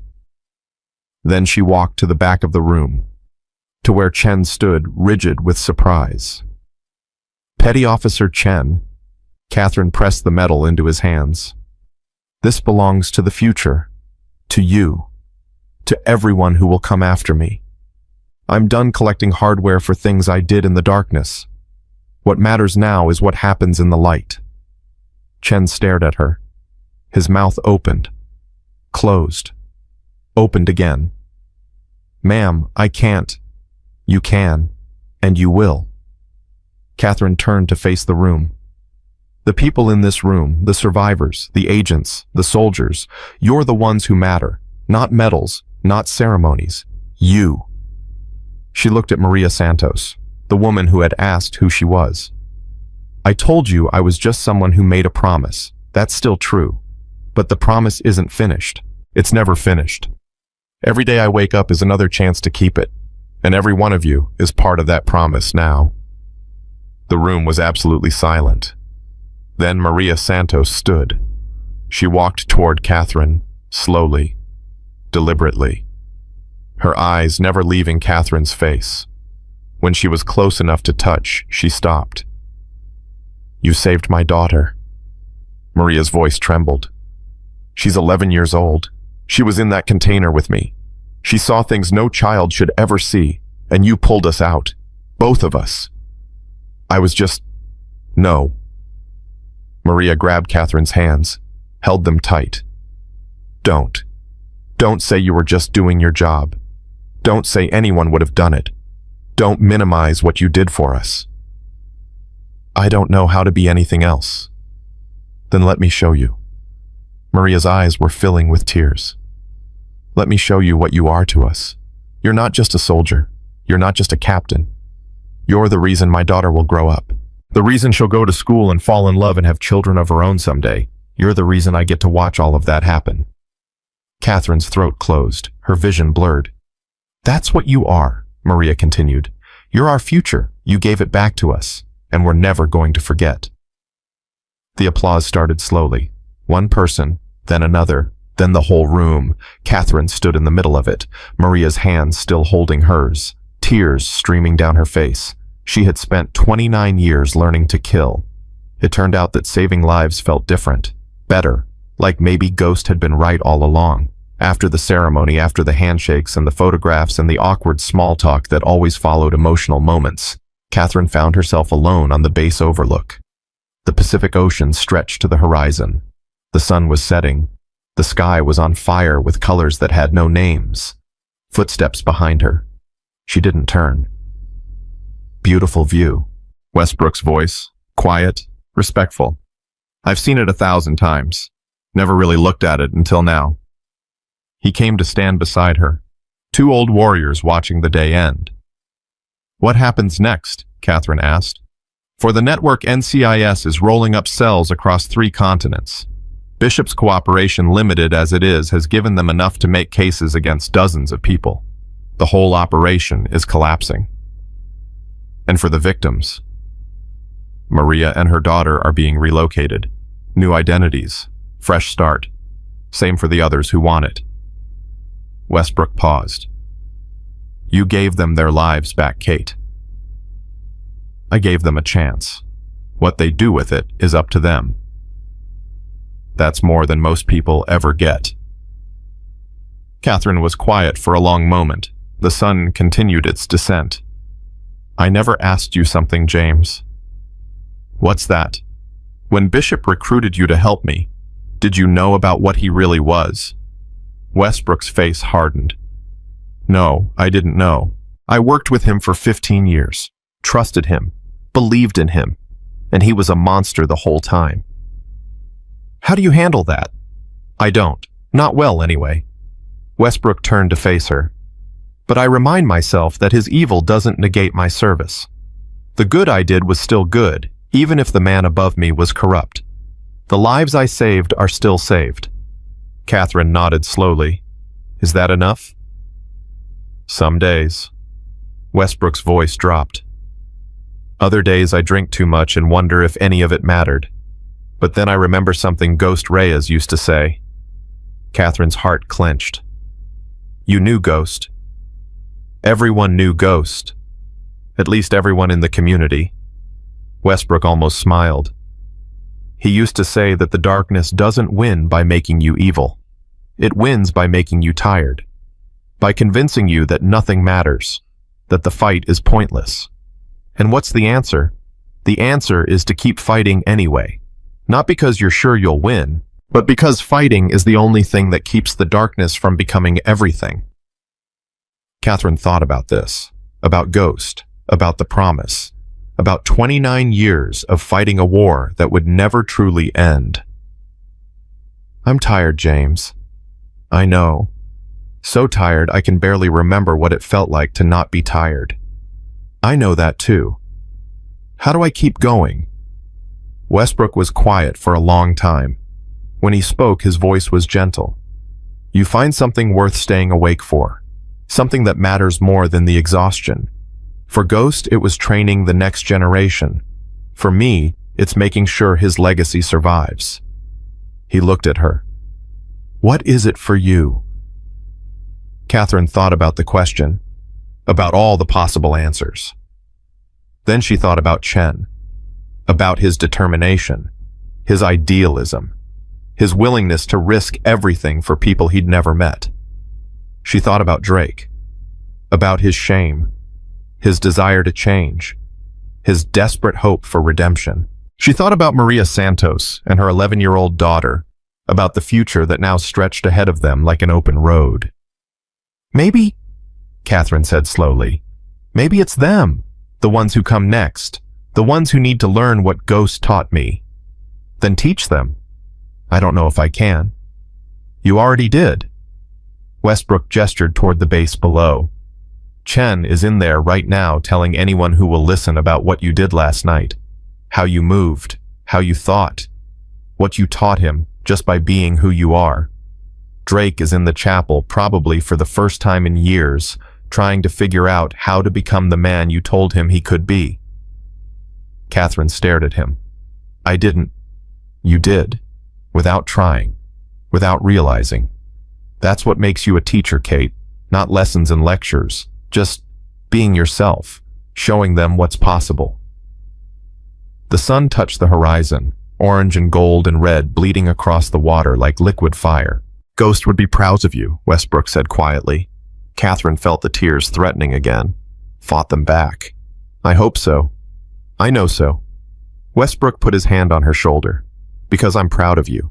And Ghost and I always agreed on the important things. He squeezed once, then walked away. Catherine stood alone on the overlook, watching the sun disappear, feeling something shift inside her. For 12 years, she had been running from who she was. Maybe it was time to stop running.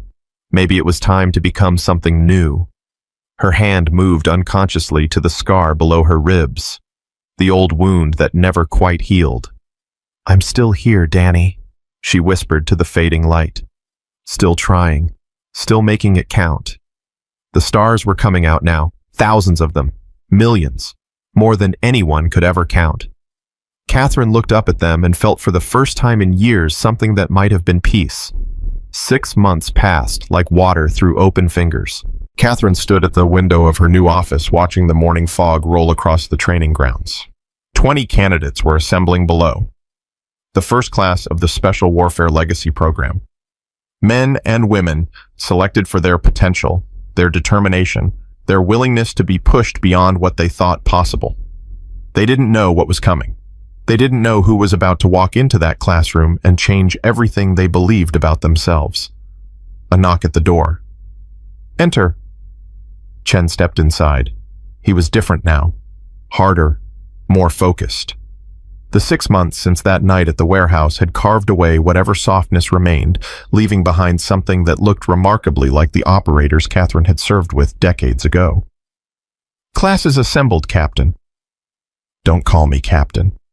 Catherine turned from the window. In this program, I'm just Instructor Harrington. No rank, no history, just the work. Yes, ma'am. Chen hesitated. There's something else. What? Drake is here. Catherine's eyebrows rose. I thought he was assigned to Camp Pendleton. He requested transfer. Came through this morning. Chen's expression was carefully neutral. He wants to observe the program. Says he has something to learn. Catherine processed this. 6 months ago, Marcus Drake had been a drunk, angry man who told her to die. Now, he was standing on her doorstep asking to learn from her. Ghost would have laughed at the irony. Send him in. Chen nodded and left. A moment later, Drake appeared in the doorway. He looked different too. Thinner, sharper. The rage that had defined him was gone, replaced by something that looked almost like humility. Staff Sergeant. Captain. Drake caught himself. Sorry, Instructor Harrington. What do you want, Marcus? Drake stepped inside, closed the door. His movements were careful, deliberate, the movements of a man who had learned that careless actions had consequences. I want to be part of this program. As what? You're not a candidate. You're too old, too experienced, too set in your ways. As an observer, a student, whatever you'll allow. Drake's voice cracked slightly. I spent 20 years thinking I knew what strength looked like. Volume, aggression, dominance. You showed me I was wrong about all of it. I showed you nothing. You showed yourself. Maybe. But I need to understand more. Need to learn what you know. Not the fighting, I've got that. The other stuff. The quiet competence, the patience. The ability to look at someone who hates you and see their potential instead of their hatred. Catherine studied him, saw the desperation beneath the request, the genuine hunger to become something better than what he had been. You realize what you're asking. To sit in a room and watch me teach things you thought you already knew. To accept that a woman you tried to intimidate has skills you don't. To swallow your pride every single day until there's nothing left but willingness to learn. Yes. And you're prepared for that. I don't know. Drake's honesty was startling. I know I want to try. I know I can't keep being who I was. And I know that if anyone can teach me how to change, it's you. Catherine was quiet for a long moment. Then she made a decision. There's an empty chair in the back of the classroom. You can observe, but you don't speak. You don't question. You don't interfere. If I ask you to leave, you leave. If I tell you you're not ready for something, you accept it without argument. Clear. Crystal clear. Good. Catherine moved toward the door. Class starts in 5 minutes. Don't be late. She walked past him without another word.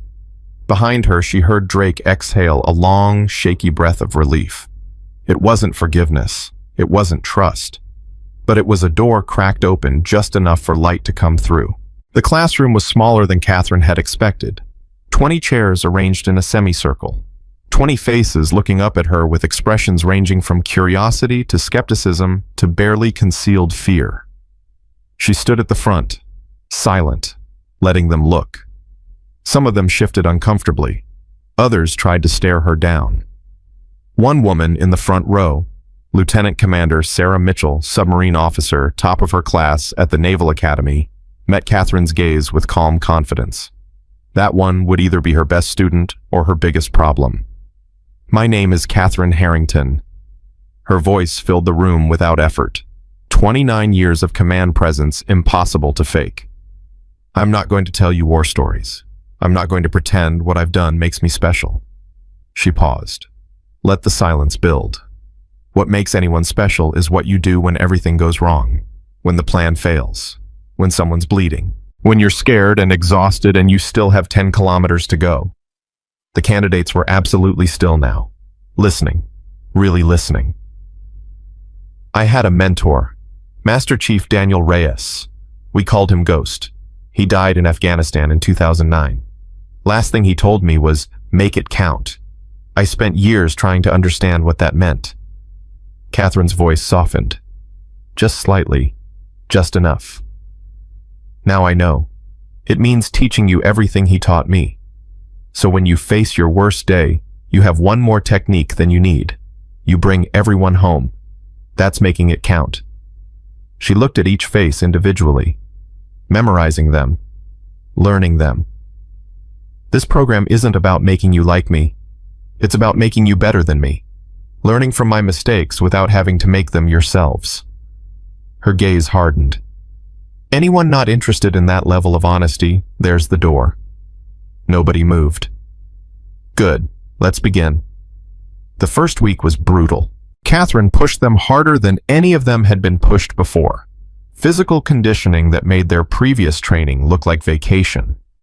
Technical skills drilled until they could execute them in their sleep. decision-making scenarios that had no right answers, only degrees of wrong. 3 candidates dropped out by day 4. Catherine expected that. Ghost had taught her that the first week separated those who wanted to succeed from those who needed to succeed. Wanting wasn't enough. Need drove you through the pain. Need kept you going when everything in your body screamed for you to stop. Chen served as her assistant instructor, running the physical training blocks, demonstrating techniques, translating Catherine's cryptic observations into practical guidance. He was good at it, better than she had expected. On the 5th night, she found him alone in the training facility practicing combat sequences on a heavy bag that had seen better days. "You should be sleeping." Chen didn't stop. His fists continued their rhythm against the bag. "Can't sleep. Too wired. That's not sustainable." "Neither is what you're asking of them." Chen finally paused, turned to face her. "You're pushing them harder than any program I've ever seen. Harder than Hell Week. Harder than anything." "That's the point." "What is the point exactly? Breaking them? Showing them what they're capable of?" Catherine walked closer. Most people never discover their limits because they never get pushed far enough to find them. They coast through life thinking they know what they can do, and then one day they face something that tests them, really tests them, and they fail. Not everyone can be you. "I'm not trying to make them me," Catherine's voice sharpened. "I'm trying to make them ready. Ready for the moment when everything falls apart and they're the only thing standing between disaster and survival. Ready to make decisions that will haunt them forever. Ready to carry the weight of lives that depend on their competence." Chen was quiet for a moment. "Is that what Ghost did for you?" The question hit Catherine like a punch to the chest. "Ghost." She paused, gathered herself. "Ghost showed me that fear is just information, that pain is just data, that every limit you think you have is a story you tell yourself until reality proves otherwise." "And what reality proved otherwise for you?" Catherine thought about Kandahar, about the L-shaped ambush and the blood and the weight of Ghost's body as she dragged him toward cover that didn't exist. The reality that I could either die in that moment or become something that didn't know how to die. I chose the second option, and I've been living with that choice ever since. Chen absorbed this. "Do you regret it?" "Every day." Catherine's voice was barely a whisper. "And I'd make the same choice again, every time." She turned and walked out of the training facility. Behind her, Chen stood alone with questions he knew better than to ask. Week 2 brought the first major test, a navigation exercise in the mountains. 48 hours of continuous movement through terrain that punished every mistake. No sleep, limited food, environmental conditions that changed from brutal to deadly with no warning. Catherine ran the exercise from a command post, tracking each candidate's movements through GPS and radio check-ins. Chen was in the field with them, observing, ready to intervene if something went truly wrong. By hour 32 more candidates had withdrawn. Injuries, exhaustion, the particular kind of mental break that came when your body ran out of resources and your mind had nothing left to draw on. Lieutenant Commander Mitchell was still moving. Catherine watched her transponder blip across the map. Steady pace, efficient route selection, no wasted energy. The woman moved through the mountains like she'd been born in them. Impressive. Too impressive. Catherine keyed her radio. "Chen, report on Mitchell." Static. Then Chen's voice. "She's strong. Maybe the strongest I've seen. But there's something else." "What?" "She's not helping anyone. The other candidates are struggling and she's just moving, like they don't exist." Catherine processed this. "Keep watching. Report any changes." "Copy that." The radio went silent. Catherine thought about what Chen had said. Mitchell was strong, capable, possibly the most technically gifted candidate in the program. But strength without compassion was just brutality. Capability without care was just efficiency. And efficiency didn't bring people home. Ghost had taught her that, had shown her through example after example that the best operators weren't the ones who could move fastest or shoot straightest. They were the ones who understood that every mission was about people. The people you protected, the people you served with, the people waiting at home for you to return. Mitchell would need to learn that lesson, or she would wash out. Hour 40 brought the crisis. A candidate named Torres Young, eager trying too hard to prove himself, had slipped on a loose rock and fallen into a ravine. Broken leg, possible internal bleeding. No way to move on his own. The radio traffic was frantic. Other candidates trying to reach him. Chen coordinating response. Everyone scrambling. Everyone except Mitchell. Chen, where's Mitchell? Still moving, ma'am. She's less than a kilometer from Torres's position, but she's heading away, continuing toward the objective. Catherine's jaw tightened. Patch me through to her. Static. Then Mitchell's voice steady and controlled. Mitchell here. Lieutenant Commander, there's a candidate down less than a kilometer from your position. What are you doing? Continuing the mission, instructor. The objective is the priority. The mission is bringing everyone home. With respect, ma'am, the mission is completing the navigation exercise. Torres's injury is unfortunate, but there are other candidates closer to his position. My assistance isn't required. Catherine felt something cold settle into her chest. Lieutenant Commander Mitchell, you are ordered to render assistance to candidate Torres immediately. Silence on the radio. Do you copy Mitchell? I copy. Mitchell's voice was flat, mechanical. But for the record, I disagree with this decision. We don't win wars by stopping every time someone falls.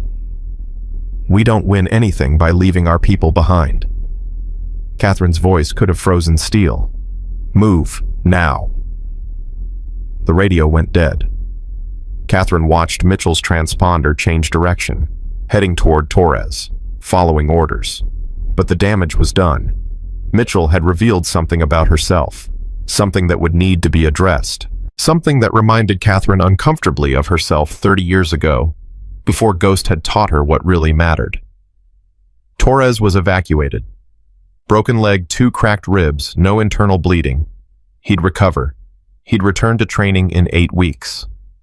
Mitchell completed the navigation exercise, first across the finish line by a significant margin. Her technical performance was flawless. Catherine called her into her office the next morning. Close the door. Mitchell obeyed. Her posture was perfect. Her face showed nothing. Do you know why you're here? I assume it's about the Torres situation. It's about what the Torres situation revealed. Catherine leaned forward. You're the most capable candidate in this program. Your scores are exceptional. Your physical performance is outstanding. On paper, you're exactly what we're looking for. Mitchell's expression flickered, almost smiled. But paper doesn't bleed. Catherine's voice hardened. Paper doesn't cry out when it's hurt. Paper doesn't have families waiting at home. Paper doesn't need someone to carry it when it can't walk on its own. I was following the mission parameters. You were following your interpretation of the mission parameters, which prioritized completion over people. Catherine stood, walked around the desk, stopped directly in front of Mitchell. Let me tell you something, Lieutenant Commander. I was you once. Faster, stronger, more technically capable than anyone around me. I thought that made me special. Thought it made me valuable. Mitchell's perfect posture stiffened. Then I watched the person who believed in me die in my arms because I wasn't fast enough to save him. And I learned something that day. Something that changed everything I thought I knew about what it means to serve. What was that? That the mission is never the mission. Catherine's eyes locked onto Mitchell's. The mission is the people. Always. Everything else, the objectives, the tactics, the technical excellence, that's just how you serve the people. If you forget that if you start treating people as obstacles or inconveniences or acceptable losses, you become something worse than ineffective. You become dangerous. Mitchell was silent. Her jaw worked. Her eyes showed the first crack in that perfect facade. I didn't leave Torres to die. No, you left him to be someone else's problem. And in the field, that distinction doesn't matter. When you're the closest, you're responsible. When you can help, you help. When someone needs you, you answer. That's not weakness. That's not inefficiency. That's what separates warriors from killers. Mitchell's voice dropped, almost broke. I was taught that emotion compromises effectiveness. You were taught wrong. Catherine stepped back, gave Mitchell room to breathe. Emotion doesn't compromise effectiveness. Uncontrolled emotion does. But compassion, loyalty, the willingness to sacrifice for your teammates, those aren't emotions. Those are the foundation of everything we do. Then why does it feel like weakness? Because you've been fighting alone. Catherine's voice gentled. Because no one taught you that strength includes vulnerability. That the hardest thing a warrior can do isn't kill, it's keep caring when caring hurts. Mitchell's perfect facade cracked completely. I don't know how to do that. That's why you're here. Catherine reached out, put her hand on Mitchell's shoulder. That's why this program exists. Not to make you harder, to make you complete, to teach you that the answer to who do you serve isn't the mission or the Navy or even the country. It's the person standing next to you, always. Mitchell's eyes filled with tears she refused to let fall. Can I learn that after everything I've been? I did. Catherine squeezed her shoulder once, then let go. Ghost Ray has taught me. Now I'm teaching you. It's not easy, it's not quick, but it's possible. And when you figure it out, you'll understand why it matters more than anything else you've ever learned. Mitchell nodded slowly. The walls were coming down. Not all at once, but piece by piece. Yes, ma'am. Good. Now get back to training. And next time someone needs help, don't calculate whether it's efficient. Just help. Mitchell left. The door closed behind her. Catherine stood alone in her office, feeling the weight of the conversation settle into her bones. This was the work, not the fighting, not the tactics. This reaching into someone's soul and showing them a better version of themselves. This was what Ghost had done for her. This was making it count. 3 months later, the first class graduated. 17 candidates remained from the original 20, each one transformed. Harder in some ways, softer in others. Capable of things they couldn't have imagined when they walked through the door. Mitchell stood at the front of the formation. Not because she was the best, though she was, but because she had changed the most. The woman who couldn't stop for a fallen teammate now led team exercises with a patience that amazed everyone who had known her before. Catherine addressed them one final time. When you walked in here, you were individuals, talented, driven, capable, but alone. Her voice carried across the formation. Now, you're something more. You're a chain, each link connected to the next, each link responsible for the strength of the whole. She looked at each face, remembered their struggles, their breakthroughs, their moments of failure and triumph. The world will test you. It will try to break you. It will throw everything it has at you and demand that you choose between your mission and your people. She paused. When that moment comes, and it will come, remember what you learned here. The mission is the people, always. The formation was silent. 17 hearts beating as one. Dismissed. They dispersed, hugging each other, laughing, crying. The particular kind of joy that came from surviving something together.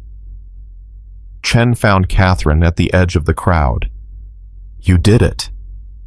We did it. Catherine watched her graduates celebrate. I couldn't have done this without you. I just followed orders. No. She turned to face him. You believed. When I didn't. When I wasn't sure any of this would work. You believed enough for both of us. Chen was quiet for a moment. Ghost would be proud. Catherine felt the tears threatening. Let them come. I hope so. I know so. Chen reached into his pocket, pulled out the Navy cross she had given him 6 months ago. This belongs to you. I told you. I know what you told me. Chen pressed the medal into her hand. But I've learned something since then. You can't give away what you earned. You can only add to it. This medal isn't just yours anymore. It's ours. Everyone you've taught. Everyone you've saved. Everyone who carries what you've given them into the future. Catherine looked at the medal, felt its weight differently now. Then we'll keep it together. Together. Chen smiled. I like that. Drake approached them as the crowd thinned. 3 months of observation had changed him as much as the candidates. The anger was gone. The defensiveness was gone. What remained was something that looked almost like peace. Instructor. He still stumbled over the words. I wanted to thank you. For what? For letting me watch. For showing me what leadership actually looks like. For not giving up on someone who didn't deserve a second chance. Catherine studied him. Everyone deserves a second chance, Marcus. It's what you do with it that matters. I know that now. Drake straightened. I've requested reassignment to the instructor cadre. Want to help build the next class, if you'll have me. Catherine looked at Chen. Chen nodded almost imperceptibly. We'll discuss it, Catherine said. But I'm not opposed.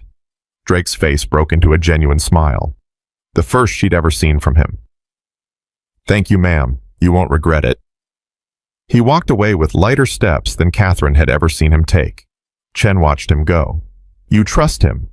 I trust what he's becoming. Catherine pocketed the Navy Cross. That's enough for now. That night, Catherine sat alone in her office. The graduates were gone. Chen was sleeping. Drake was probably praying again.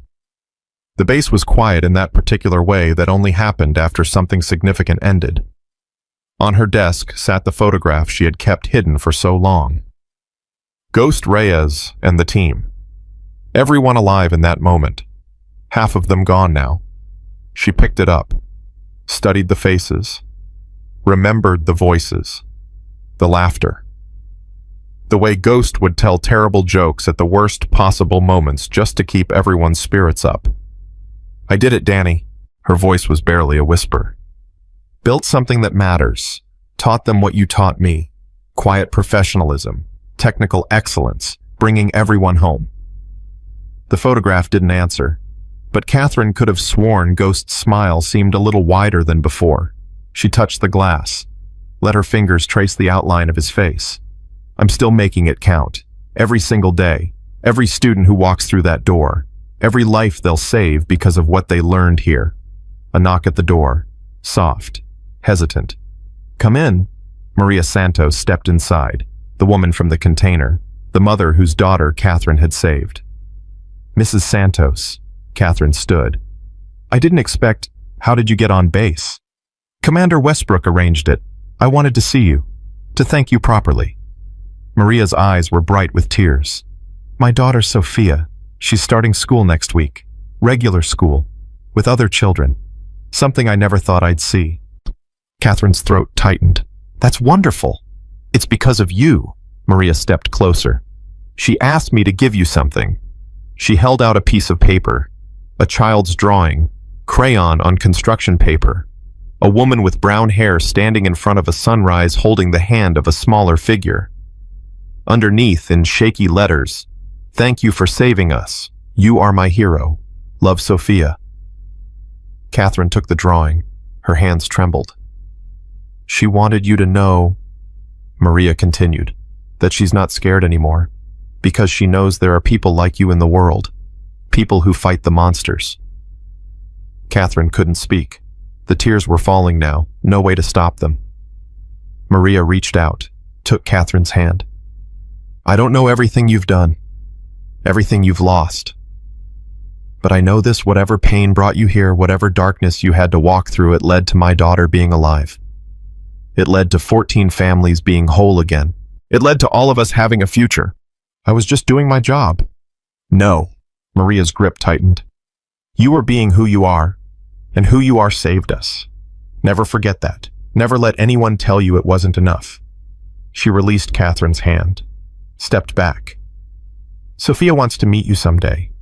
When she's older, when she can understand what you did for her. Will you remember us?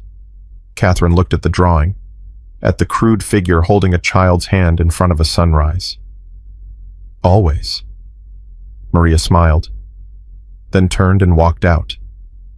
Catherine stood alone in her office holding a child's drawing, tears streaming down her face. She thought about Ghost, about his last words, about all the years she had spent trying to understand what making it count really meant. She understood now. It meant this moment, this drawing, this child who would grow up because Catherine Harrington had refused to let the darkness win. It meant the 17 graduates who would carry what she taught them into the future. It meant Drake finding redemption, Chen finding purpose, Mitchell finding her heart.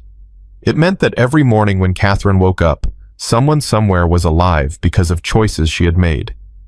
She walked to the window. The sun was rising over the Pacific. The sky was streaked with gold and pink and the particular kind of blue that only appeared at dawn. I finally understand Danny. She spoke to the sunrise, to the memory, to the man who had believed in her when no one else did. It was never about the missions, never about the medals, never about proving anything to anyone. Her hand moved to the scar below her ribs, the old wound that had never quite healed. It was about what we leave behind, the people we change, the lives we save, the hope we give to those who have none. She thought about the cleaning lady who had walked through these halls for 4 years, invisible, forgotten, waiting for something worth coming back for. That woman was gone now. In her place stood someone else, someone stronger, someone complete. Captain Catherine Harrington. Ghost. Legend. Teacher. Survivor. She placed Sophia's drawing on her desk next to the photograph of Ghost Reyes. 2 images side by side, the past and the future, the debt and the payment. The door opened behind her, Chen's voice gentle but insistent. "Ma'am, the new candidates are arriving, 23 this time. Admiral Torres is asking for you." Catherine took one last look at the sunrise. Then she turned. "Let's get to work." She walked out of her office with her head high and her heart full and the certain knowledge that whatever came next, she was ready. Because Captain Catherine Harrington had finally learned the truth that Ghost Reyes had died trying to teach her. The darkness never wins. Not when there are people willing to carry the light. And she would carry it until her last breath, passing it from hand to hand, generation to generation, until the whole world burned bright with the fire that had been lit in a blood-soaked field in Kandahar by a man who believed in her. She would make it count. She already had, and she was only just beginning.